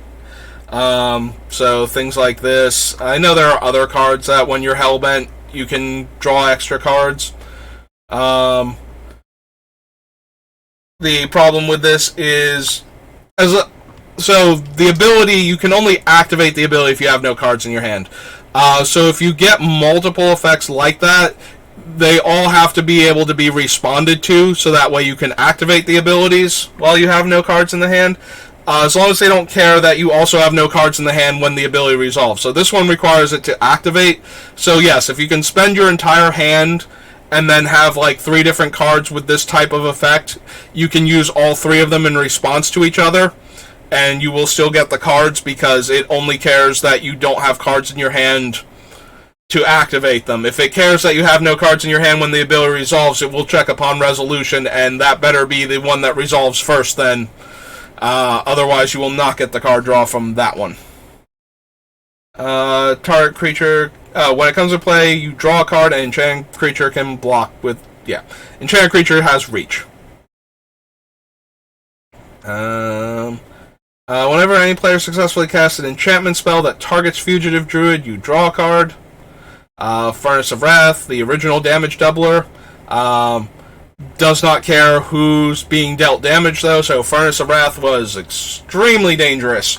Too many mono red decks running around makes it too easy for you to spend 4 mana on a card and get blown out by your opponent responding with, in response to you casting, your spell and tapping out, I Fire Blast you and you take 8. So yeah, Furnace of Wrath never really saw any play when it first got printed. And because there are better versions of this effect now, most notably the one that deals triple damage, but only to your opponents. But the Furnace of Wrath does affect all damage sources, so if your opponents are fighting each other, Furnace of Wrath, actually more relevant there. Giant Strength reprint. So Goblin Bombardment is probably one of the best Aristocrats cards as the sack outlet. Dealing damage is always relevant. It deals the damage to any target. It's only 2 mana to cast and no mana to activate. So, with very few exceptions, this is doing everything your Aristocrats deck actually wants. And since we are definitely in the market for sacrificing our own stuff for value, the only real drawback to Bombardment is that we are probably only going to be able to kill 1 or maybe 2 toughness creatures if we manage to give out 2 of our things. Unless something else has taken damage, in which case we can pile the damage onto that to kill it. But it does allow us to keep Planeswalkers off of their ultimates and throw a couple extra points of damage around the table if we need to. And if we don't want to make enemies that way, we can always deal like a point of damage to, some random thing with like 8 or 9 toughness. That's not going to die. Unless Death Pits of Wrath is involved, in which case, we are killing things all over the place. Only if the Death Pits actually make it through to the end of the deck, though. Gravedigger. First time Gravedigger ever got printed. And for the longest time, getting 2 Gravediggers was like my goal in limited games, because you get these 2 things together, and now you have an infinite 2/2 blocker on the table. And then, like later in the game when the 2/2 just isn't going to do it, you trade him out for a much better creature that died. And the first one that sets this thing up also gets you back another creature, so tons of value in Gravedigger. Always super good, and this is why Gravediggers now tend to be uncommon or have limits on what they can get back, especially limits that stop you from getting back another Gravedigger.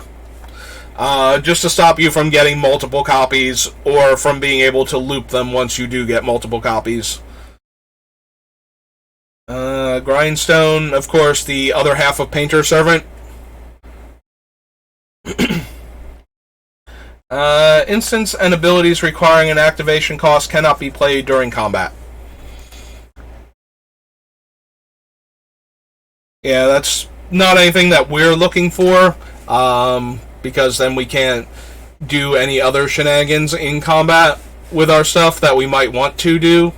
There will be cards that we're going to add in that are going to... Most notably, I want a Maze of Ith in this deck, so that way if we give the cool creatures to our opponents, in order to do stuff with them, we can do it before combat, and then we can just maze our creature if they can attack us, if we're down to heads up type of thing.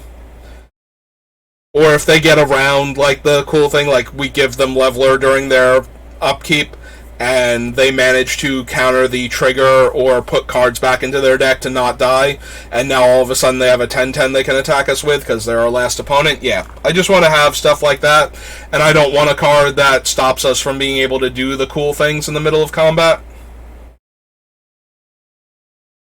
Whenever target player successfully casts a white spell, they lose 2 life.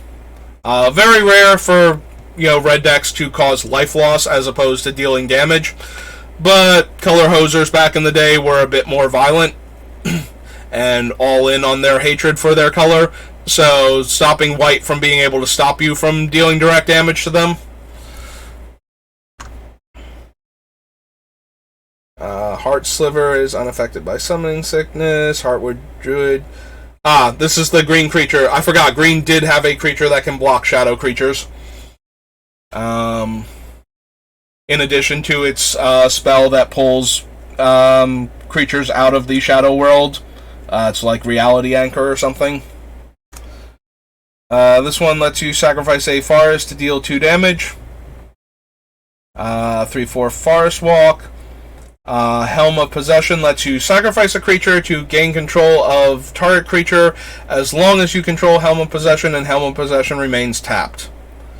This is mildly interesting because we do have our own stuff that we want to grab back and sacrifice, but the presence of the things that grab back implies that we will not be keeping the creature very long with Helm of Possession, and we require the other cards to be setting this up anyway. So Helm is just a win more card. Like, if we can already sacrifice our creature to like Goblin Bombardment or something, and we sack the creature to gain control of an opponent's creature instead, and then sacrifice that to Goblin Bombardment, like, I feel like that's just win more at that point, rather than actually, trying to do stuff. Well, there's Jackal Pup, and as with the other ones, we will add the Jackal Pup. These effects are way stronger when we're giving them to the opponent. Everybody wants to die at the table, like the person that's actually actively winning the game and has too much going on, as a way to get them killed by forcing them to attack with this creature. So I did say the very first draft I did was Tempest. The rare that I opened in my first pack was Keezerdrix, and I wound up drafting Circle of Protection Black and trying to run Keezerdrix. So if your opponent controls no creatures, Keezerdrix deals 4 damage to you. But it is also a 4-mana 4/4 first strike. So it has very impressive stats. Unfortunately, there's a lot going on in Tempest that I was not focused on because I'd never played Limited before. So I saw this big beefy creature that's difficult to kill in combat, and I was like, yeah, okay. And then like Circle of Protection Black, I was like, oh, cool. So this way, once I get to the part where I'm winning the game with this guy, then I just keep winning. Like, it can't hurt me anymore, and my opponent's stuff is dead, so they are out of blockers, and I can just attack for 4 whenever I want to. So I had a strategy. It just wasn't great, and I ran into, among other things, so a card that you won't see because it's blue, Tradewind Rider. So the Rider is a 4-mana 1/4 flyer that has tap it and 2 other creatures you control to bounce target permanent. Yeah, that thing is a monster in Limited. And it very quickly destroyed my board state when it showed up. But the drafting was fun, and I got to keep the cards afterwards, so this felt like a great way to open new packs, and thus was my love of drafting born. Up until that point, all of my Limited games, except for like a couple of other, like the weirder draft styles that I talked about, all of my Limited games have been sealed deck. And not even like sealed deck as we know it today, where you get like 6 packs, like an actual starter deck for the set of random cards, and just playing with those cards. Like, no additional cards added or taken out. You got like a 60 card deck that, had just like 3 rares and I think like not even 12 uncommon or 9 uncommons, like something like 8 uncommons or something like that, and the commons, and then like 3 or 4 of each basic land type, something like that. Yeah, it was not playable. It was an absolute mess, but everybody had an unplayable absolute mess, so it kind of felt fair at the time. Also, one of the places I was playing at, you just opened it and shuffled and started playing, so you weren't even supposed to look at the cards.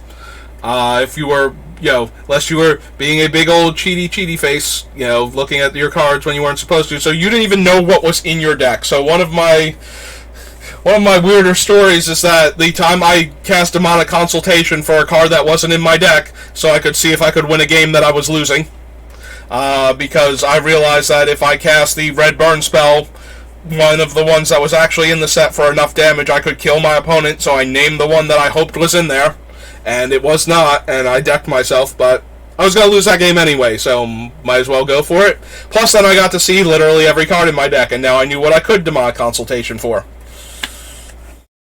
And I did it the legal way, instead of peeking at my cards when nobody else was paying attention. The other weird thing about how those games used to go is that you functionally anteed a card. Like, when you lost, your opponent got to go through your deck and pick a card, and that would go into the prize pool. So it was real. You had to hope that the player that beat you didn't want the cards that you had opened. Like, if you lost to somebody, you had to hope they did not know what, like, Curse Scroll was, so that way they didn't take your Curse Scroll, that was like a $20 card at the time, and put it in the prize pool, and if they were the kind of person that managed to beat you and took that, like, a card that wasn't that good and threw it in the prize pool, and keep in mind this was before there was rarities known either, so you could accidentally pick something that you thought was a rare that you didn't have 4 copies of, or that you didn't have any copies of, and find out that it was an uncommon later on, and just put that in the prize pool. Yeah, it was weird. And then, like, the top player got, like, the top 2 or 4, I forget exactly how it worked. Like, the first place got to pick, like, 2 of the cards, and then second place got to pick, like, 1 of the cards, and I think third and fourth got, like, 1 of the cards, and then first place got the rest of the cards, so it's very top heavy, and then you got, like, store credit, like, a little bit of store credit, but not much, because, they had to cover the $10 or whatever that the starter deck cost, so you paid, like, $15 to get in. So the prize pool was, like, a lot lower than when you paid, like, $15 to get in, and then, like, almost all of that went into the prize pool and got divided up among, like, the top 4 players, and you get, like, gift certificates, store credit type thing. And you would save up all of your winnings, and eventually you would buy a Mox. Or a Time Twister. Whatever happened to be in the display case at the time. Alright. So Kindle, no. Kindle is 2 damage and then more damage for the number of Kindles in the graveyard. Knight of Dusk can destroy target creature blocking it for 2 black mana. Comes to play with X counters and has 2 mana to regenerate it. No. Leeching Licid is deals 1 damage to that player. So it becomes a Wanderlust effect. It enchants the creature and then deals 1 damage to them. Lightning Blast deals 4 damage to target creature or player. Was okay. saw tiny amounts of play, but for the most part, Fire Blast was the blast that you wanted to be at. 4 mana for 4 damage. Just not quite cutting it. This was the reason why the 3 mana 4 damage spells, though, and the 2 mana deal 4 damage to both players would actually see some small amounts of play, because 4 mana for the 4 damage just was not worth it. But, you know, good limited card, like, kills 4 toughness creatures or can go to the face, like, certainly playable. Lightning Elemental is a 4/1 haste, so a tiny ball lightning. Lacks trample, though, so kind of underwhelming. Doesn't die at end of turn, though, so... Like, I wanted it to die at end of turn because it was a mini ball lightning. But yeah, the fact that it doesn't actually die at end of turn, it just has 1 toughness, so it's probably going to die. Good old Living Death. One of those cards... I actually played against Living Death combo decks in Standard. One of the things, so I had gotten my Masticore stolen, and I was really unhappy about that one back in the day. So I had built a deck that could actually deal with Masticores, and one of the cards that I put into it, because it would exile them if it ever got anywhere near touching them, was the card False Prophet from Urza's Destiny. So False Prophet super wrecks Living Death. And I just happened to have False Prophet in the deck because of Masticore, and I ran into a Living Death combo in Standard at the time. So, like, Tempest block through Urza's block. And the player cast Living Death, not realizing that the False Prophet, when it dies, it exiles all other creatures in play. That ability can't resolve in the middle of Living Death resolving.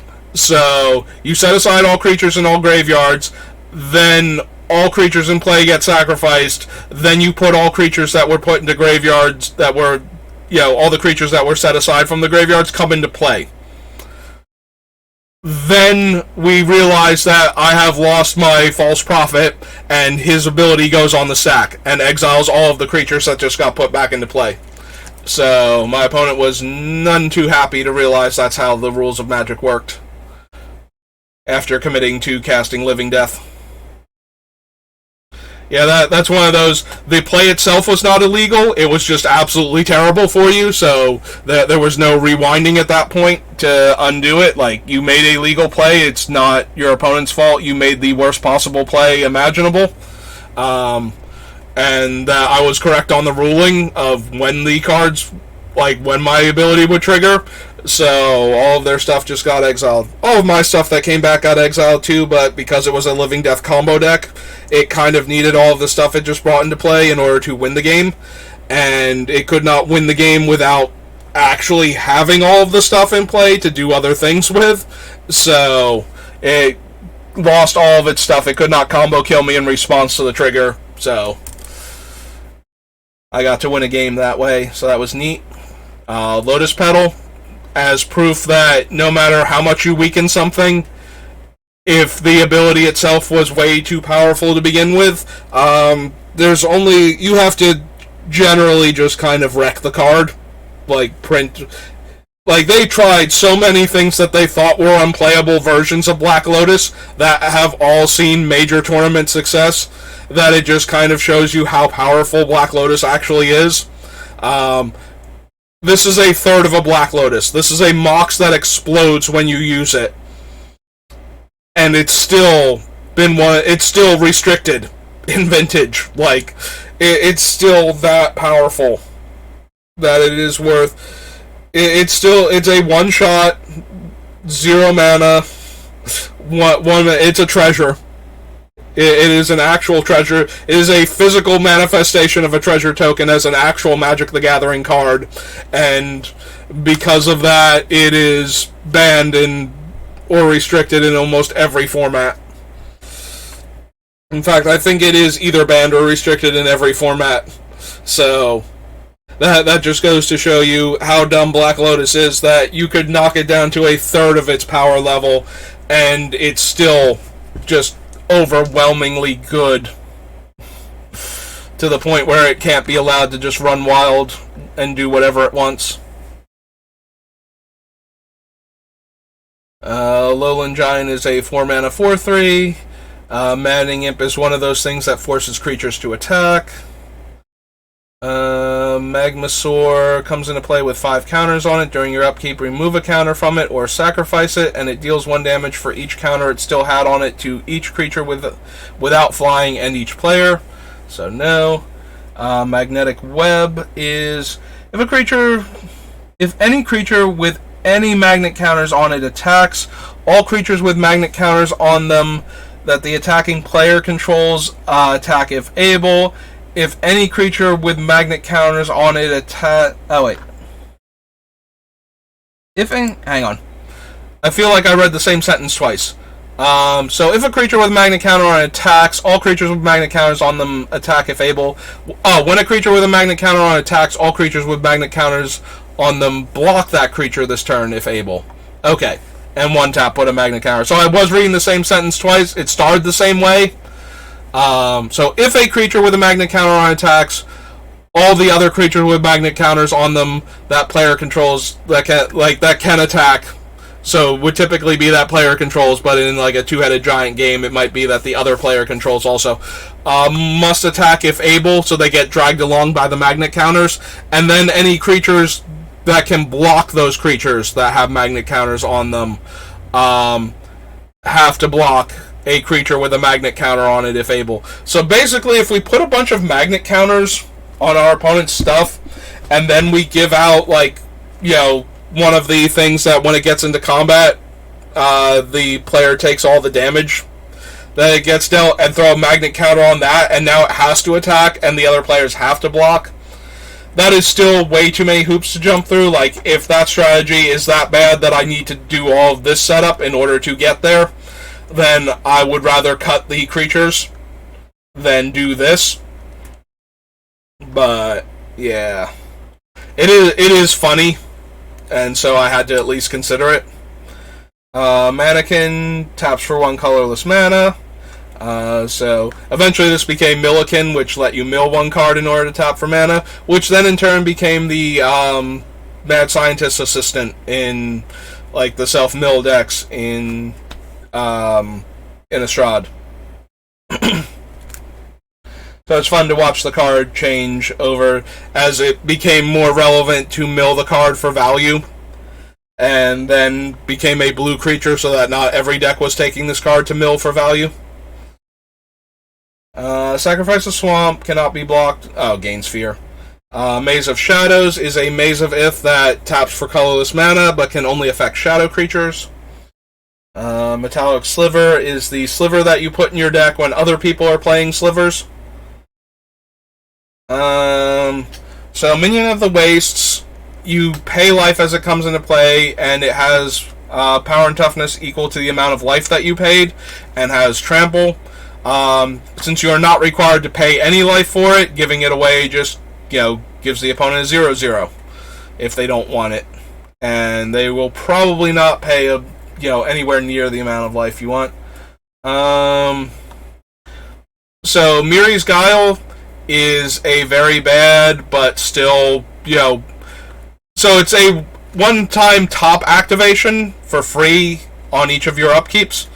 So you get the look at the top 3 cards, put them back in any order.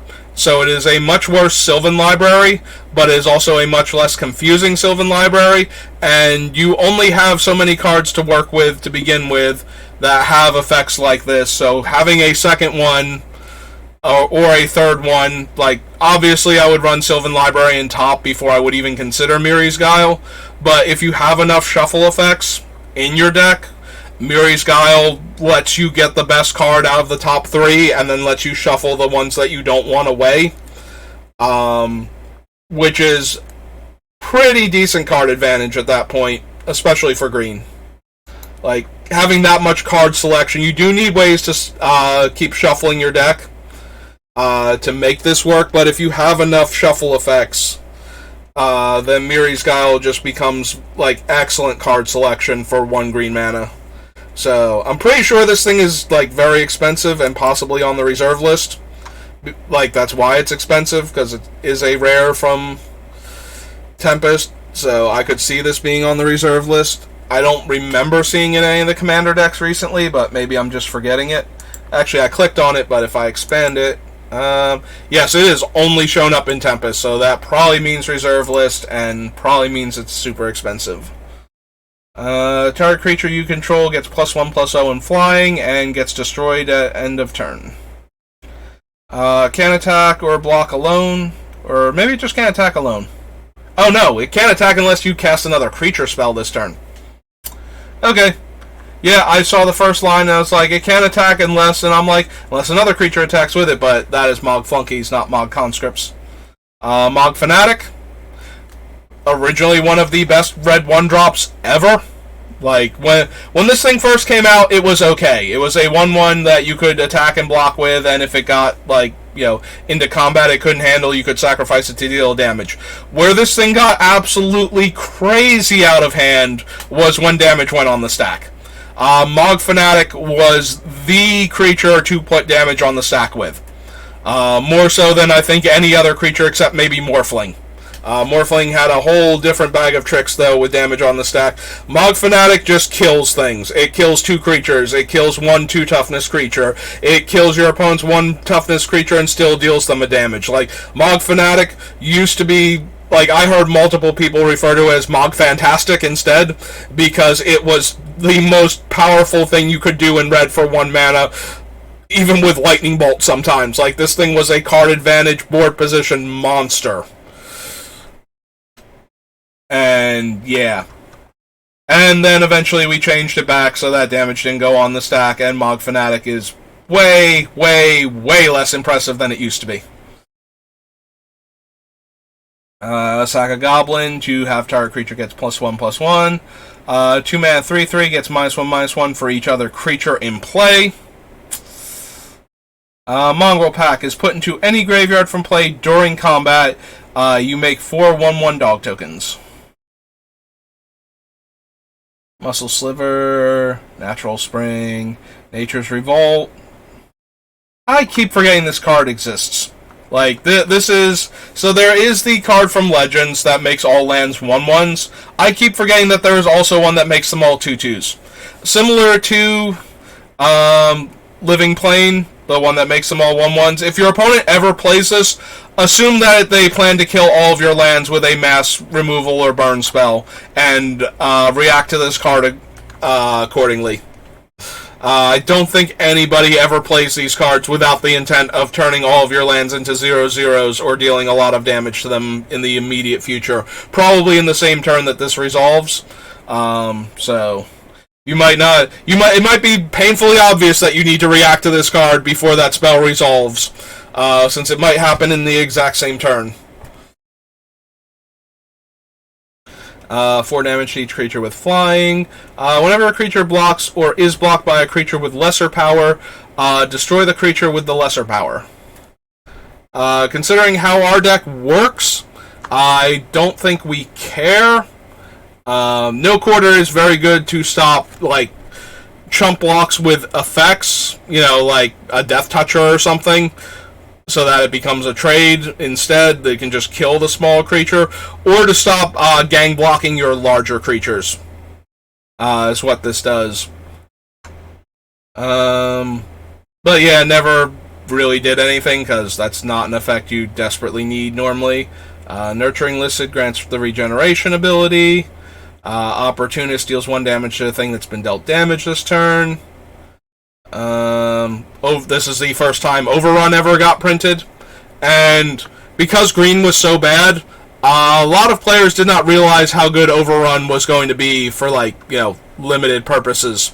The +3/+3 and trample until end of turn did not actually click, because green was so terrible that running a triple green card meant that you had to have all of this green in your deck, and also that you had to commit to the board with a lot of green creatures.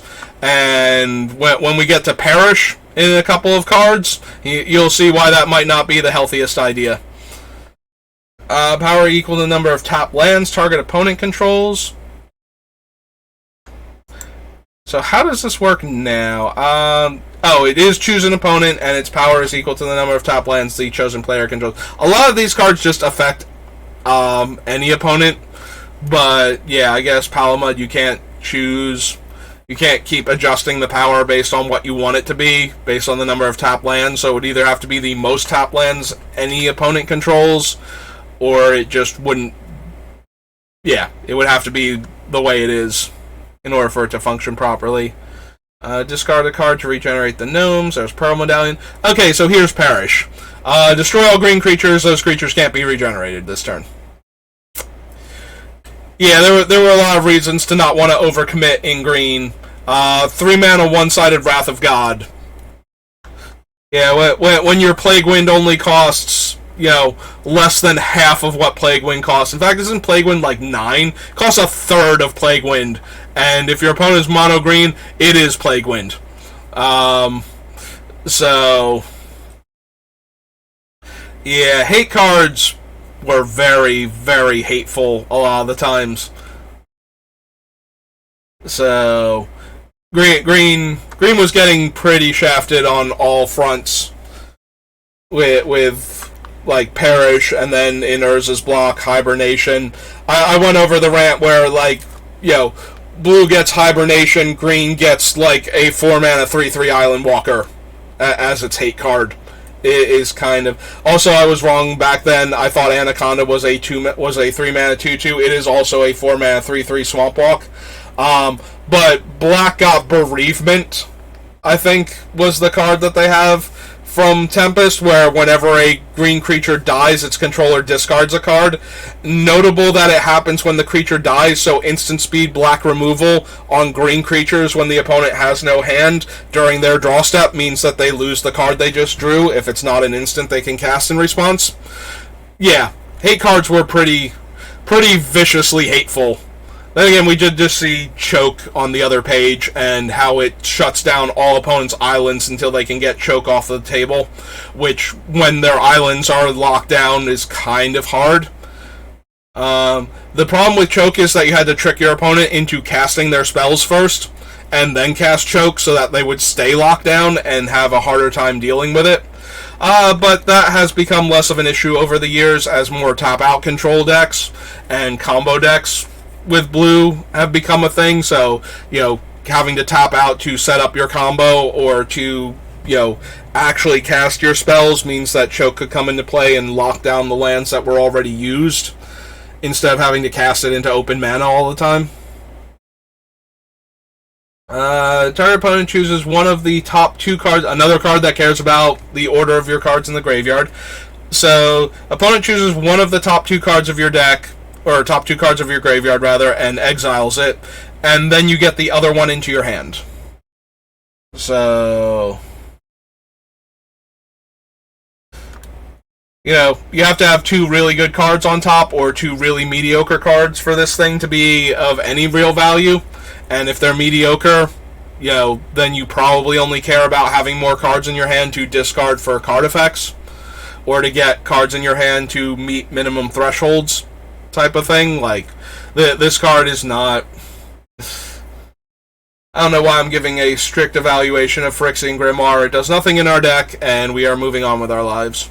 Phyrexian Hulk is a 6-mana 5/4. Phyrexian Splicer is one of those fun, silly cards. So, choose Flying, First Strike, Trample, or Shadow, and target creature with that ability loses it, and another target creature gains that ability, both until end of turn. So, this is a really fun, silly card, but not anything that we're going to use. But at least it's fun and silly. I attack with my flyer, your creature loses flying, my creature gains flying. Now I can block your other flyer with my flyer and block your no longer flying creature with my ground creature.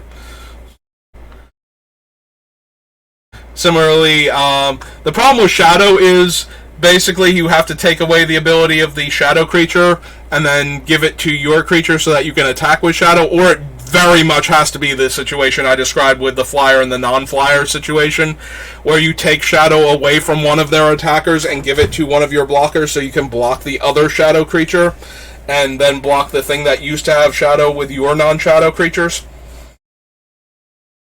Pincer Beetle is, I was going to say hexproof, but it is Shroud. So it's a 3-mana Shroud creature.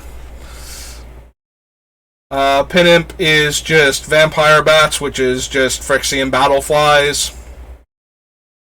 Puppet Strings is not particularly good. It is an overpriced to activate, slightly underpriced to cast, and way less versatile Icy Manipulator, which means it would be amazing in Tempest Limited, but not particularly good for what we're doing.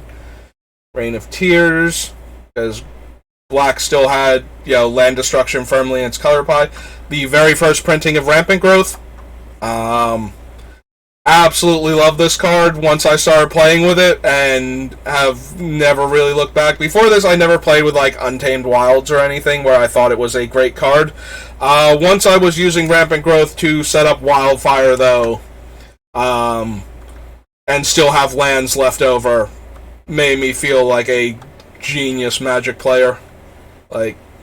Everybody else is trying to ramp with artifacts, and I got access to Pulverize because I can just cast Rampant Growth and ramp my lands out, and then I can pulverize your artifact mana base and then take away your only 2 to 4 lands that are in play.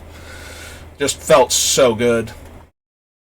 Yeah, we can't make players sacrifice mountains. It's one of those, Energy Battlefield sacrifice unless you sack the 2 mountains, so they're not forced to sack the 2 mountains, and they will always sacrifice the dragon instead. Here are the rats. So yeah, they can destroy an artifact, creature, or land you control. And that made absolutely no sense to me first seeing this card back in 1996, I think was when this set was printed. I don't know why I clicked on it, so I was going to be able to see that. Does it have the copyright on it? No. Okay. Yeah, I think it was 96 that Tempest came out, or is it 90? No, it's supposed to be 97, because Ice Age would have come out in 95, which means Mirage would have come out in 96, so Tempest would have been 97. But yeah, that is the card that let you destroy your own stuff, and in 1997 I'm looking at this going, but why? Why are we destroying our own things? There were no threaten effects back then. This was not grab your opponent's best creature or something and then destroy it with the Rats of Wrath after attacking them with it. No, this was mind-boggling to me, why they had printed this.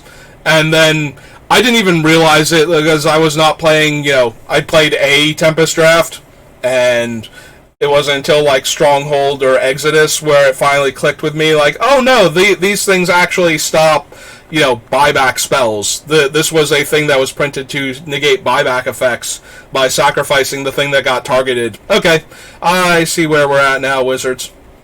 There's Reality Anchor, so it takes away Shadow and lets you draw a card.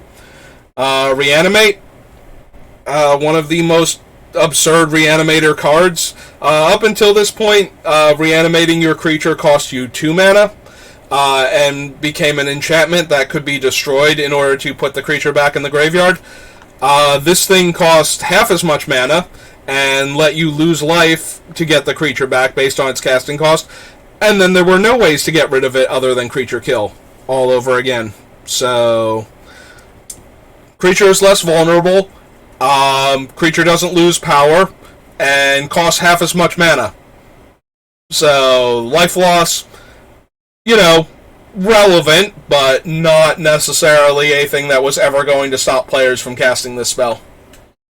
So there was a weird deck I saw when Reap came out. So those terrible lace cards, the one, when I got the blue lace card, and I was talking about the laces because I had actually opened the blue one out of an unlimited booster pack, the only unlimited pack that I ever opened. So by turning your opponent's stuff black with the Death Lace, you could control how many black permanents they had consistently, so that Reap was a, get 3 cards from your graveyard back type card, and if one of those cards was Reap, you could loop a lot of things. This deck was very janky, but a lot of combo decks back in the day were. Until we actually hit, the end of this block, beginning of Urza's Saga block. combo decks were like 4 and 5 pieces a lot of the time and required you doing a lot of hoop jumping in order to win the game. So seeing a card like Reap and watching players actually try and make this thing work was kind of interesting to me at the time, even though it was not a very good deck.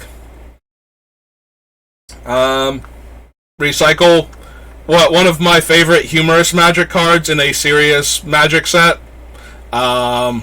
This was towards the end of when they were letting artist Phil Foglio still illustrate Magic cards, because his style is very silly a lot of the time. He and his wife both did a lot of early Magic arts. His wife's art is a bit more on the serious side, but he tends to draw things that look a little bit more silly. I actually read his webcomic, Girl Genius. It's one of the ones that I have on my regular read list. And so their art style, they can definitely do serious, because it is a humorous, pulpy action-adventure story with mad science in place of technology, and the whole world kind of like turned on its side to be like recognizable, but also with fantasy elements. And one of the reasons why when I saw this thing, I was like, I immediately recognized the art style before I even knew that it was them. Like, I saw and went, oh my god, this is like the Foglio art style, and then I realized it was actually them that are doing it, and that was very amusing to me. So that gave me a bit more of a push to stay on that one and give it more of a chance. I mean, I have read so many webcomics. Because they are free and they just exist on the internet, and a lot of them, because it's one of those things that, you know, on the one hand, there's nothing stopping you from printing your webcomic, so if you have terrible ideas and no editor, you will still, like, smear that stuff all over the walls for people to see. But it also means that if you want to do a cool story that nobody else is interested in telling, you can still do your cool story. And if you have the writing talent and the artistic talent to make something of that, then it will happen, because nobody is stopping you from doing it either. So, and it's free. You know, it's just on the internet. I can just look at it whenever I want to. And you get paid for the, you know, the ads that are flashing around your artwork type of thing.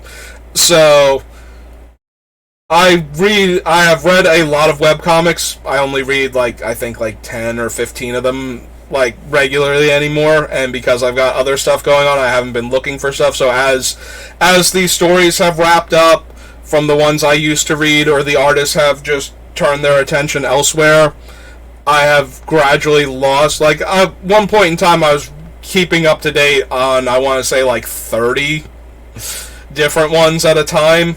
Thursdays is when I do, I'll read some of them during the week. I'll check Penny Arcade on the 3 days that it updates or whatnot. And other ones I would just read, on that Thursday. I would go and check them out and see what they had updated with. But yeah, so Girl Genius by the Foglios, one of the ones that I do read regularly, updates Monday, Wednesday, and Friday, so same update schedule as Penny Arcade. So their artwork style is immediately recognizable to me because of the old Magic cards that they used to do, and this is one of the more humorous ones. You know, how you illustrate a card named Recycle that lets you draw cards every time you cast spells and then limits your hand size, and it is to imply that Squee, on his first attempt at cooking for the crew, has made some very questionable decisions about how to proper resource management their food supply.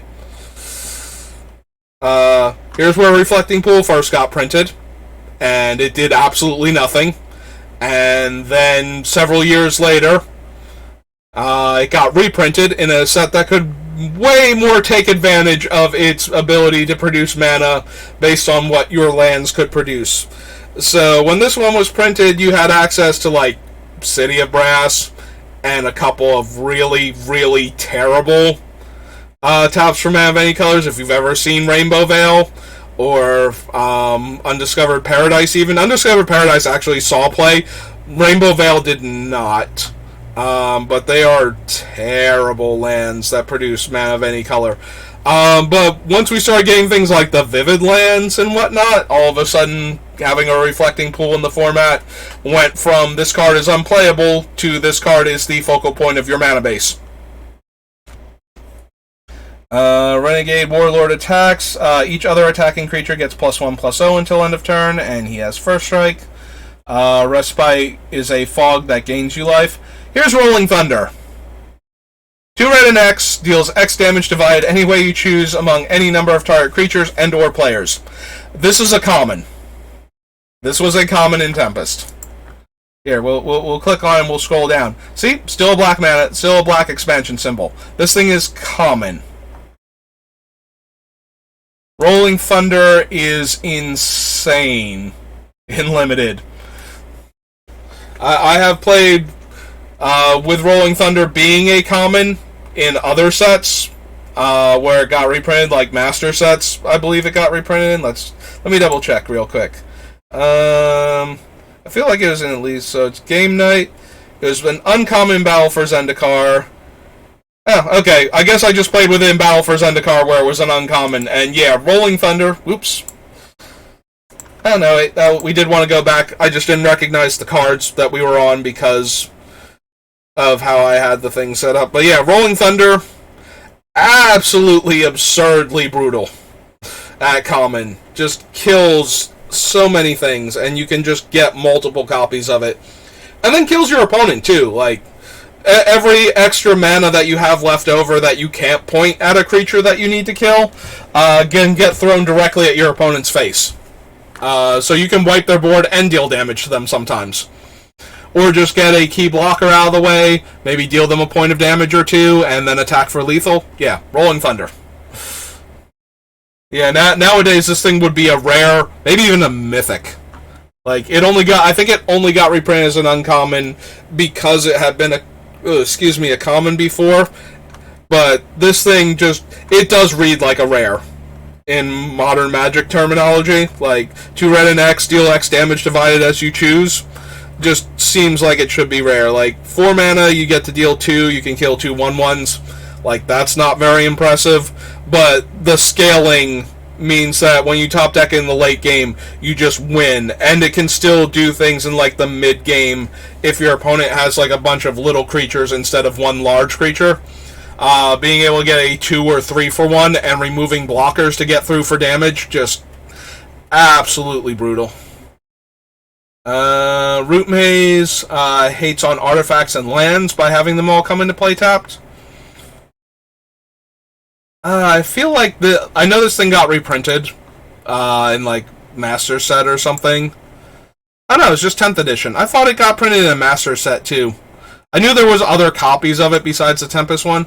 I keep forgetting if this thing ever actually did anything.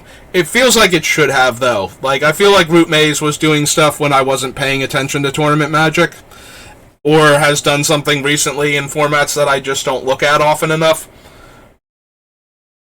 But yeah, it's the whole artifacts coming into play tapped, shutting off mana rocks and whatnot, was the thing that it was always seemed like it was going to be relevant for. And the artifacts that didn't work when they were tapped, type of thing. Like, oh, your Winter Orb now comes into play, tapped, so I get to untap my stuff, and now I know about Winter Orb. 7 mana, 6/6 trample, Rootwalla. This is the original Rootwalla, before all of the other variations came along. So it is a gray ogre that can make itself a 4/4 once per turn. There's the red medallion. Whenever any creature is put into any graveyard from play, put a +1/+1 counter on enchanted creature. First strike and fire breathing. Sarcomancy. Suicide Black. Definitely one of my favorite decks. I never actually ran the full-on Suicide Black version of it. I did play against it a lot, but one of the things that I will always remember is so turbostasis was the thing that was killing necropotents by choking them to death on mana as a means to stifle their insane card advantage that they were getting off of the card. Like, it doesn't matter if you can draw 19 cards, if you can only play one card per turn for almost every turn of the game, and I am not as restricted as you are.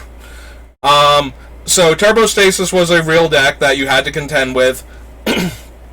One of the things that I did after a bunch of stuff got banned, during the Urza Saga, like, early days, so we didn't have to worry as much at the local level about playing against, like, Tolarian Academy infinite combo decks.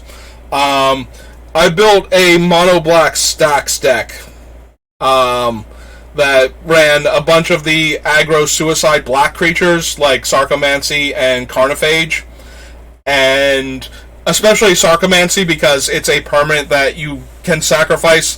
Like, it makes the 2/2 when it comes into play, and the Sarcomancy is what deals the damage to you for not having the zombies. So it's the perfect permanent to sacrifice to, Smokestack. So it was the last round of the tournament. It was like a little local shop tournament, but, when you don't go to the big tournaments that often, every win kind of matters, especially when you're still, like, the game is still new. Game's only been out for like 5 years at this point, so nobody, if you're super entrenched in Magic, you've been playing for 5 full years now, type of thing. Excuse me. So, we were playing, it was one of those, like, big fish in the small pond, high stakes, we are going to see which one of us is better right now, type of thing. So it's round 3. The rest of the venue has been shut down. The store is closed for the night. All the other tables and chairs are away. It's just our table now, and like the 2 or 3 people waiting for their parents to come pick them up. The ones that aren't playing in the finals and aren't driving, so they are kind of stuck there for a few more minutes. And it's the 3rd game, and I look down at my hand and I snap keep. And so my opponent, so I'm on the play because I won game 1, he won game 2, so we're on game 3. And my opening hand goes Dark Ritual, Priest of Gix, Priest of Gix. So Priest of Gix is a 3 mana 2/1 that adds 3 mana back to your mana pool. Smokestack, and it unfortunately was Carnophage, not Sarcomancy. But when I see Sarcomancy, it always makes me, because it was also in the deck. And like I said, I was running the Suicide Black creatures, like the aggro ones that were available at the time. So I have 2 Priests of Gix, the Smokestack, and the Carnophage on turn 1. And my opponent is just like they're trying to, he's trying to figure out, like, how he gets around this. And he does not realize that because I keep adding counters to Smokestack and stacking the triggers, that Smokestack is actually optional to add the counters to. So he just straight passes his first turn thinking that I'm going to have to blow up one of my permanents soon. And that I'm just going to get killed by my own Smokestack eating my board. And that's when he learned that the adding the counter part of Smokestack is optional. And that was the end of the game. And then we could all go home. So that was one of the most dramatic, over-the-top, like, first turns outside of Vintage that I've ever had. And, yeah, it doesn't even involve Sarcomancy. Sarcomancy was just in the deck, but that made me think of it as, like, one of the one-drop, 2-power zombies.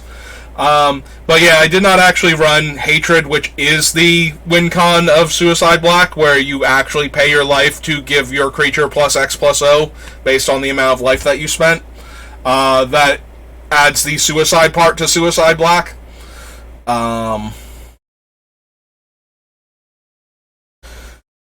Since you are basically almost killing yourself to kill your opponent. But yeah, that was the That was the very ugly first turn. For my, like, one of the ugliest first turns I've ever played against somebody outside of a game of Vintage. It sounds like a game of Vintage or Legacy at this point, because, I'm, like, Dark Ritualing into a smokestack opening, so none of these cards have been legal in Magic outside of the old formats for, like, actual decades. But it was a fun moment for me and made me feel so good about winning games of Magic. So I got to win like the small little rinky dink F&M caliber tournament back before there were F&Ms, but when your only other things that you can win are like PTQs and oh god, not Magic Fests, what they used to be called. I usually call them what they used to be called because I keep forgetting that they're called Magic Fests, and now so it's the Pro Tour, and wow, I've been staring at Magic cards so much, and I'm starting to get just a little rundown. I'm checking my uptime actually to see how long I've been at this, because I think it has been almost 4 consecutive hours of me just sitting here talking about Magic cards. So we are going to get through Tempest, and then I'm going to take my break, because I was actually going to go play some Paper Magic again today. My brother's not interested in going. He was super interested in doing Time Spiral because it's one of those like weird sets that even if you got to play it, you played it like once usually because the store ran out of product after that. Like Time Spiral Remastered. But so why can I not think of Grand Prix? Grand Prix is what they used to be called. Alright, so if you remember when I first started this stream and I went to go highlight my thing, went to go do like the tweet about it that I was going live, just, to stay in practice for that. I was on Little Karibo's thing, and they so one of his jokes is that he's doing the Kaibakor Grand Prix tournament arc, like the filler arc, right before the very end of the series, and they keep calling it the Grand Prix, which causes his version of Joey Wheeler to scream at whoever says it that they are the Grand Prix. As though, yeah. I always like Little Karibo's sense of humor. Like, I like Team 4-Star, and I genuinely, very thoroughly enjoyed, like, pretty much everything they have done. But Little Karibo's, like, sense of humor just always seems to get me just a little bit harder. That came out all wrong. Always seems to just, like, I fall for the humor a lot more than, like, the best DBZ gags have always got me to laugh out loud, like, super hard and have to pause the video and just spend a few minutes laughing at them. But Little Karibo's sense of humor, I always connect with that a lot more. Like, basically anything he does that I've seen has been, like, genuinely entertaining and has been worth the watch, which is not to say that Team 4-Star doesn't do that, and they have certainly made me laugh, like, super hard at their material. Not just DBZA either. Like, I love Helsing Ultimate Abridged. Like, that dark, super dark sense of humor, I really enjoy that one too. But, like, I don't care about wrestling. I might have mentioned, I know I've mentioned on stream the when I was playing the one wrestling game because they didn't have enough players and the one guy had all the cards and I built a deck using his cards. I really have never gotten into wrestling, but Little Karibo used to do his wrestling recap, and I found it absolutely hysterical. Like, I don't follow wrestling. I did not know any of the professional wrestlers at the time that weren't like, like late 90s, early 2000s holdovers. Like ones that were still in the business. So, and we can look at other cards while I'm doing this rant, just so we get done in a reasonable amount of time. Like, discard X land cards, destroy X lands, no. 3/4 Pro Blue, Can't be countered, no. 2/2 flyer for 4 with regeneration, no. This isn't really a scroll rack deck. So, before watching this thing, I did not know. I might have heard Roman Reigns' name, in passing. I don't think I knew any of the other ones, even at all. Let alone how much, hate Roman Reigns was getting at the time. But watching his, he called it the Mark remark, after, the term for being a wrestling fan being a mark for it. And I just, died laughing. My favorite recurring joke was definitely the Seth Verbing's Rolls joke, where he would switch Seth Rollins' last name with the verb that he was using. So it would be like Seth Punching's Rolls type setup. But some of the combinations of replacing the verb with his name and then making the verb rolls, just absolutely hilarious. And I think the capper, when he realized he wasn't going to be able to continuously do the thing anymore, and he started, this is going to be the last one, he finally did the Seth Rollins rolls, where the verb he used was the verb rolls, and stopped and Seth Rollins rolls with the punches. Wait a minute. I've ruined it now. Seth Punching's rolls with the rolls. There we go. Fixed it. Okay, everybody, it's good now. Just absolutely. That one I loved, and Big Show's I'm having fun. And my favorite joke, though, besides the Seth Rollins one, was definitely one of the commentators would make a horrible, horrible pun, and it would cut back to Little Karibo in his studio with the green screen, and he would just have this gigantic smile plastered across his face, absolutely plastered across his face. And then he would proceed to, with that smile stuck on his face, leave the studio, go get in his car, drive to an amusement park near his house. He went to, he lives in California. He went to, Disneyland, Legoland, a Universal Studios type thing. Also, he used footage from his actual vacations, where he went to, other places.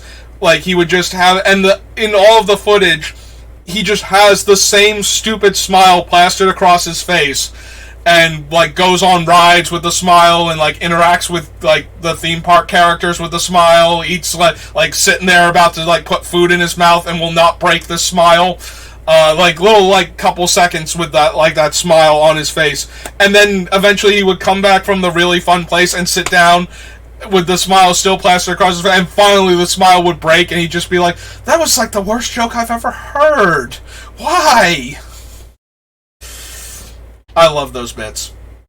Like I said, I don't care about wrestling at all, and Little Karibo just made me laugh so hard at wrestling. So, yeah, whenever that man wants to do any little comedy bit, I'm at least interested in seeing what it is. Does not matter what the topic is, I find him... something about his sense of humor just clicks with me immediately. And... so, yes, I have enjoyed Team 4-Star, and they have definitely made me laugh probably harder at individual jokes than anything I've laughed at Little Karibo, but Little Karibo is the most consistent with his humor.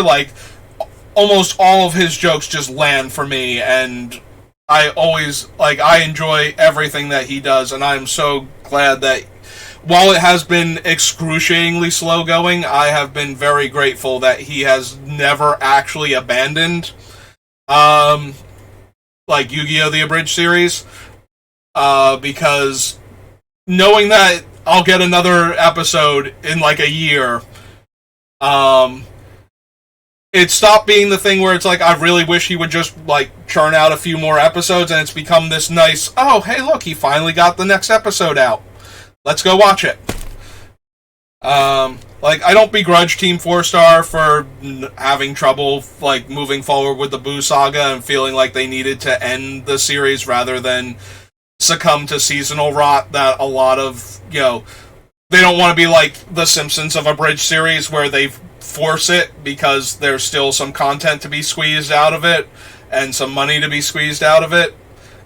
They'd rather, end on a relative high note of the quality. And I think they did do a very good job with the Cell Saga. Like, everything started off good and kept improving.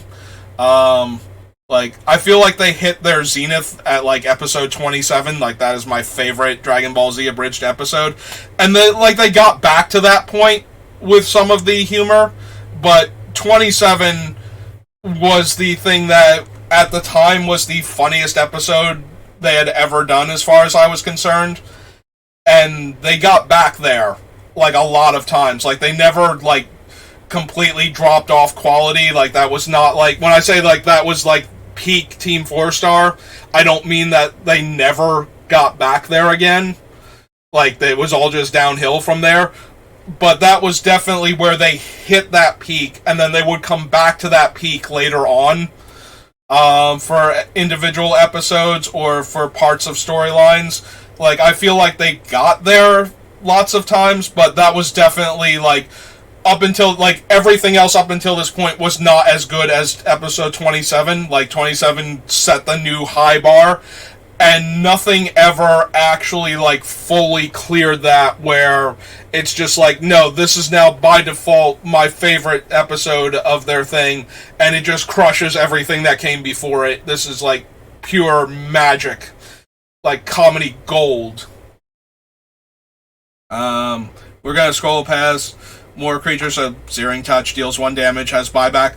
This thing in limited, it's 5 mana to deal 1 damage. This and Whispers of the Muse are just, oh my god, they were so good in for limited purposes. I remember actually having Searing Touch in a sealed deck, one of those sealed decks I was talking about, and just destroying players by killing all of their stuff, because there was no reason to do anything else other than to spend 5 mana and kill their 2/1s until they had no creatures left. Segmented Worm is targeted by a spell or ability, gets a -1/-1 counter. 3/3 that you have to sacrifice a creature. 3 mana 3/3 has to have a downside. God, magic creatures were so awful back in the day. The downside is sacrificing a creature, and it's not another creature, so Servant of Volrath will be the thing that they sacrifice. Their Shadow Storm, 1 mana, deal 2 damage to everything with Shadow. Shocker damages a player. That player discards their hand, then draws a new hand of as many cards as they discarded. Nope. Elf that taps for green, or can filter for white or red. Choose a land in your hand and put it into play. 2 mana to regenerate. 3/3 flyer that lets you discard creature cards specifically to give it +2/+2. Pay 3 life, this gets a counter. And is a 4 mana 2/2 on top of that. Obviously this creature is super dangerous. Because it gets counters, especially, even if you don't one-shot your opponent, you still have this large creature left over. I see occasionally, somebody who's super new to Magic look at, there's, the one in Nuka Penna, I think it is. It's, a 1 black 1/1 that you can pay 1 life to give it +1 power, and you can only do this once per turn, and they're like, why can you only do it once per turn? It's because if you could do this as many times as you wanted and your opponent was tapped out and vulnerable, it just one-shots your opponent. You have 1 more life than your opponent, and this thing can get through unblocked, they just lose the game. So this is why Soul Drinker can't be, 2 life, get a counter, because it's only life that you're paying. There's no mana restrictions on it. It will be lethal, but having to have 3 times as much life as your opponent, it starts off as a 2/2, so you get the first 6 life basically for free for the mana investment, but after that, if this thing just gets through and you have that much life and you just one-shot your opponent, so they couldn't just let this thing be more reasonably casted, especially not with how bad creatures were at the time. This thing would have been an absolute monster if it was, more reasonably costed. Like, if this were a 2-mana 2/2 with this ability, this thing would have shown up in a lot more decks. Like, just because of that. Just, I'm going to win every combat by paying 3 to 6 life, and then you're going to have to deal with this thing. You can't safely lightning bolt it, because I can pay life to move it out of range. And all the black removal is basically, like, non-black. So, yeah, this thing would have been an absolute monster if it cost, like, less mana, had better stats, didn't cost, like, 2 life instead. But because it has all of this going against it, it's just awful. Like, it never did anything, and it was never going to do anything.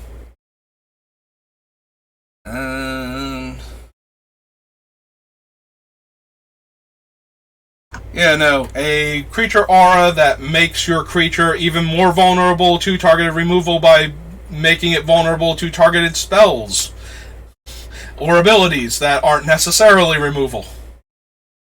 That's what your creature aura deck needs. Sacrifice a creature, deals 3 damage to each creature. Prevents damage. Turns into a 3/3 forever. Stalking Stones was a very popular, super control card. It comes into play untapped, taps to add mana, and then when you finally have control, like your opponent has no cards in their hand and they pass the turn, you just spend 6 mana during their end step, and you've got a 3/3 now. And then you just win with your 3/3. Stark of Wrath, way more useful in multiplayer, where you can give him away to players that will not destroy your things. You kill your opponent's best thing and give them Stark of Wrath, but destroying your stuff is not where they want to be at. Like, the opponents have better stuff. Stark did absolutely nothing when he was printed, but thanks to Commander, has, a little bit of clout now that he'd never had before.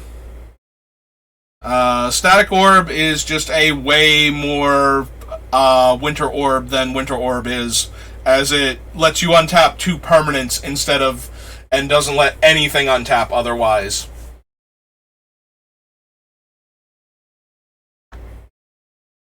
And similarly to Winter Orb, the most recent printing, which I believe was 7th edition, has the as long as Static Orb is untapped, players can't untap more than 2 permanents. So it also has that where you can tap it and turn it off to untap all of your stuff, and then the opponent is still limited in what they can untap.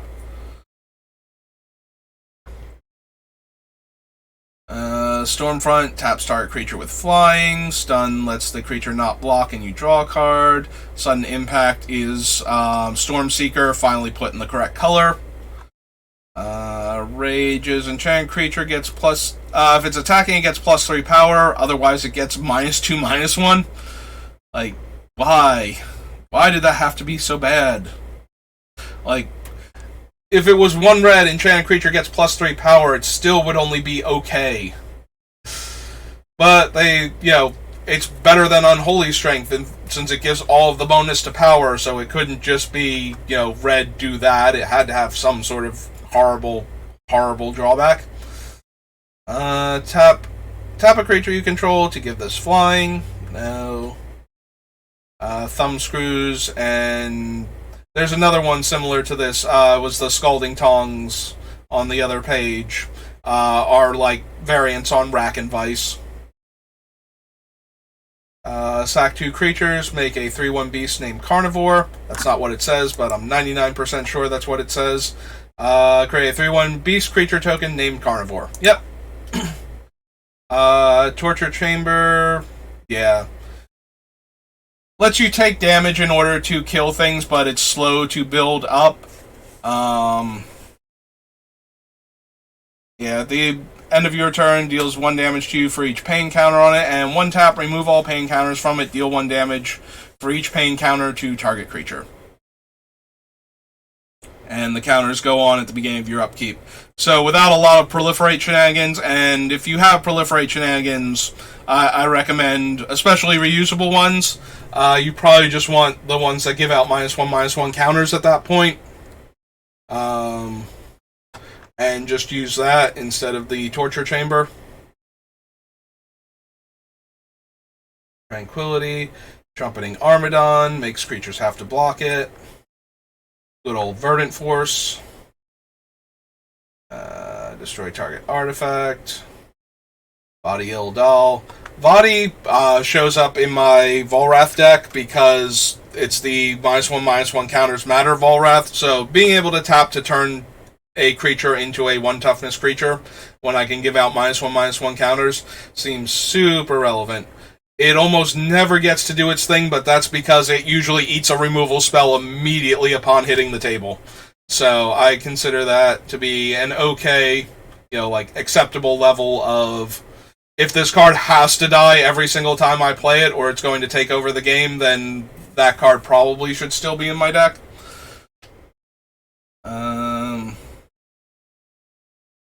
We might want to add, I probably should add Strip Mine too. We probably want to add Wasteland. Again, you should always be able to destroy problematic permanents that players have of all permanent types in Commander.